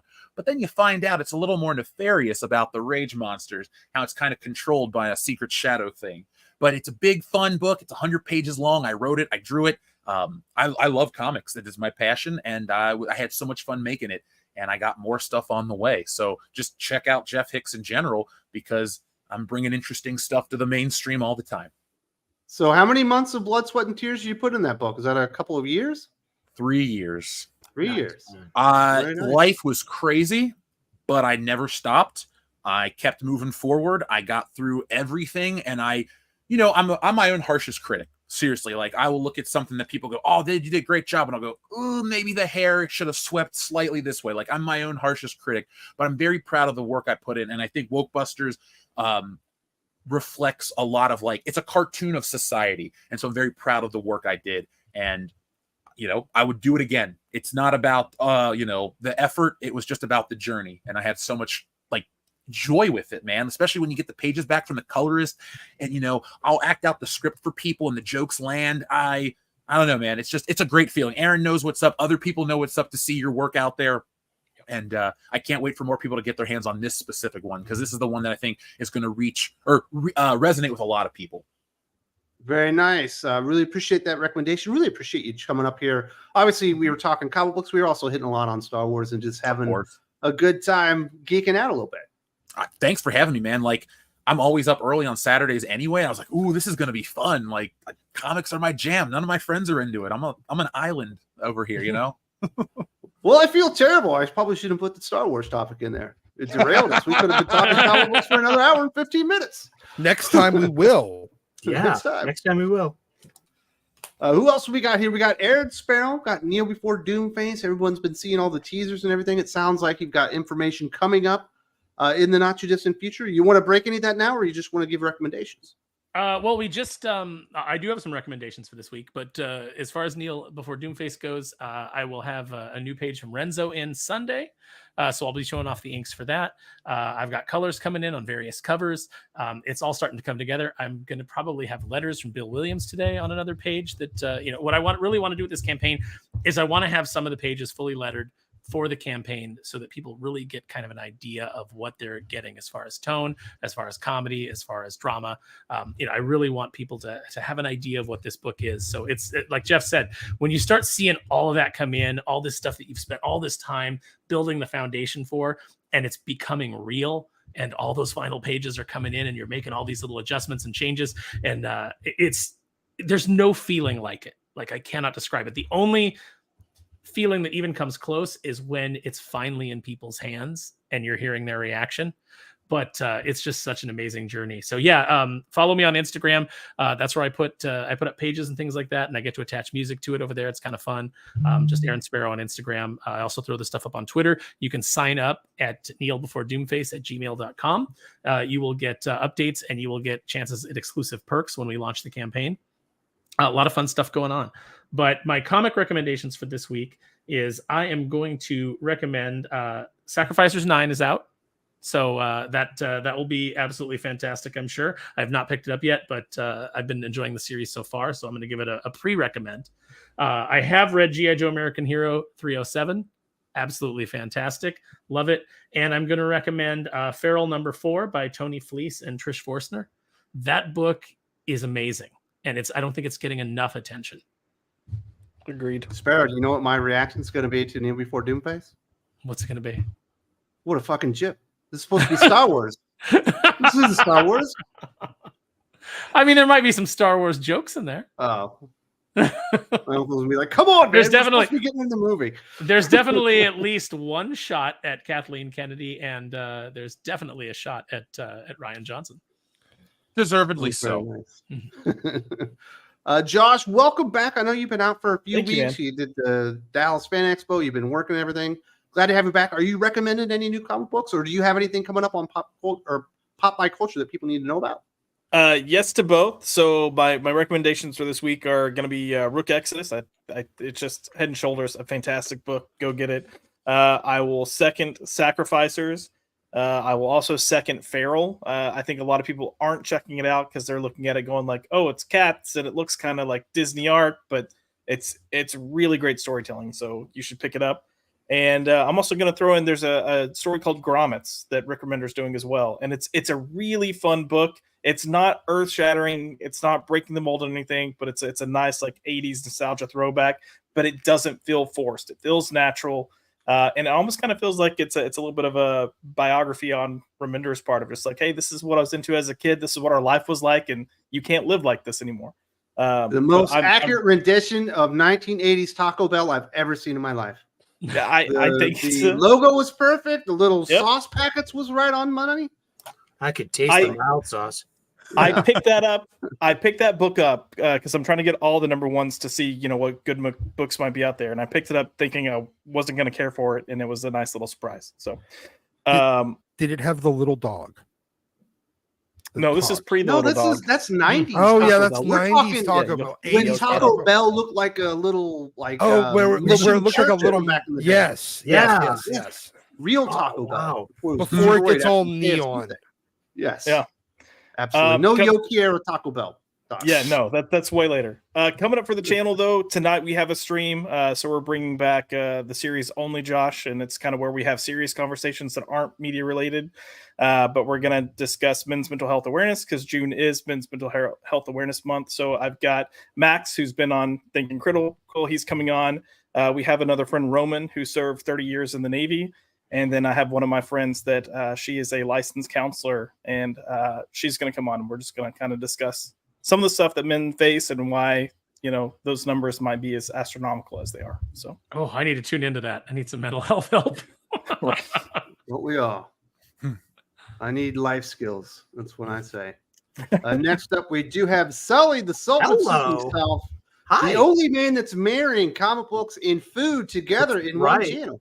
Things that you put into your head through your eyes or your mouth, man. Seriously, only the good stuff. And I go to my local comic book shop every week and I play What's in the Bag? What's in the bag? Well, I'll tell you what's not in the bag. Wes, I took Ultimate X-Men off of my pull list. I don't After 4 issues of wheels spinning, I'm not feeling it. And it's boring. I love Peach Momoko's art. Don't get me wrong. I love her covers and everything, but I'm done with Ultimate X-Men.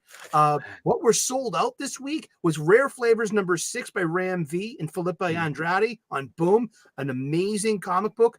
And also Rook Exodus number 3 was sold out. And guess what? Yule Carter from Fantastic Comics in Berkeley, California got my copies waiting for me. So we're putting together some back issues, and it's another purchase from Fantastic Comics. So if you need some comics, talk to our friend Yule.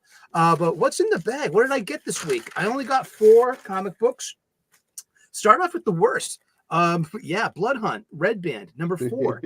How boring is this story? Just a bunch of random scenes. Stop supporting interior variants. Dude, I mean, I know. I'm Shame no, him, no. I am going to give you shit every single time. In fact, I will give every single fucking person I ever see do it shit for it.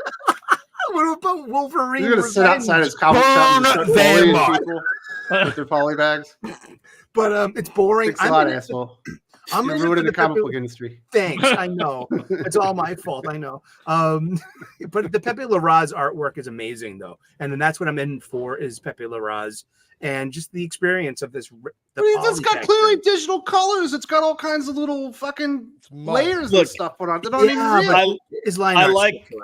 I like Pepe Larraz, but all his work here is a hot mess. Like it looks so rushed and so muddled and just shoved in together. It's so dark, it is hard to see what's happening. Yeah, a lot of that stuff because it is muddled because it's like it's trying to obscure the gory stuff that you only get in the Red Band. So he's selling it, Doc. He's selling. He's pushing it. dude. He is. You won't apologize. Fuck off. Okay, Sacrificers number 9 by Rick Remender and Company. This is an amazing comic book. A comic book, fantasy, anthropomorphic animals, gods and goddesses and powers, and just, oh, wow, good stuff. Don't sleep on the Sacrificers. I got Superman number 15. I need to go Final back and get chapter. Action 1066 because it was just as good. This is actually really good. Williamson's writing, but it's the Rafa Sandefal's art which really pulls this together. So there's a couple of panels in this one. It's a little janky, I think, but overall, the core title of House of Brainiac really wins. And G.I. Joe, A Real American Hero, issue 307. There's been 6 consecutive wonderful issues of Larry Hama's Real American Hero. I love this. This is just this is solid, and everything in it. It's just very.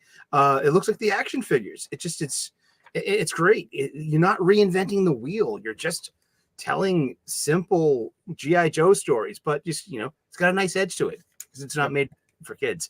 So I was gonna say GI Joe was sold out at my LCS, and it's actually picking up sales at my LCS. So.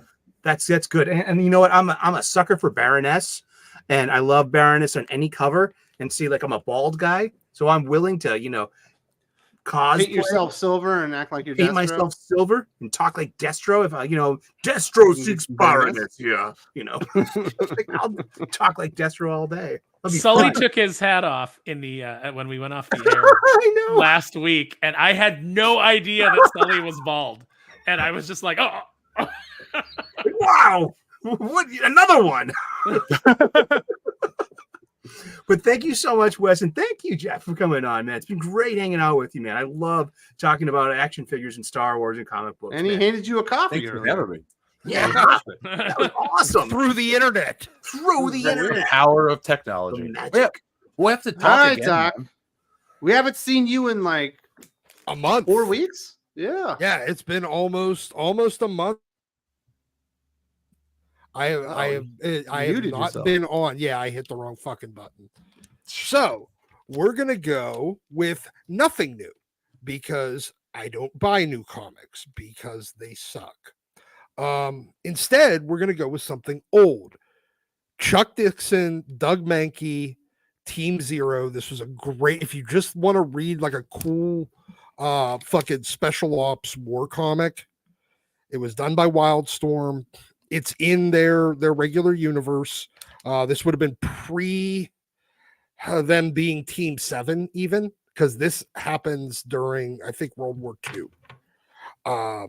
So it's just a straight up fucking war comic with a special team, the team that eventually is Team 7, which eventually becomes all the parents of all the Gen Active and Gen 13 and everybody else. But yeah, this is a really good fucking book. It's a fun read. Not much in the line of superheroics, but it's a good story.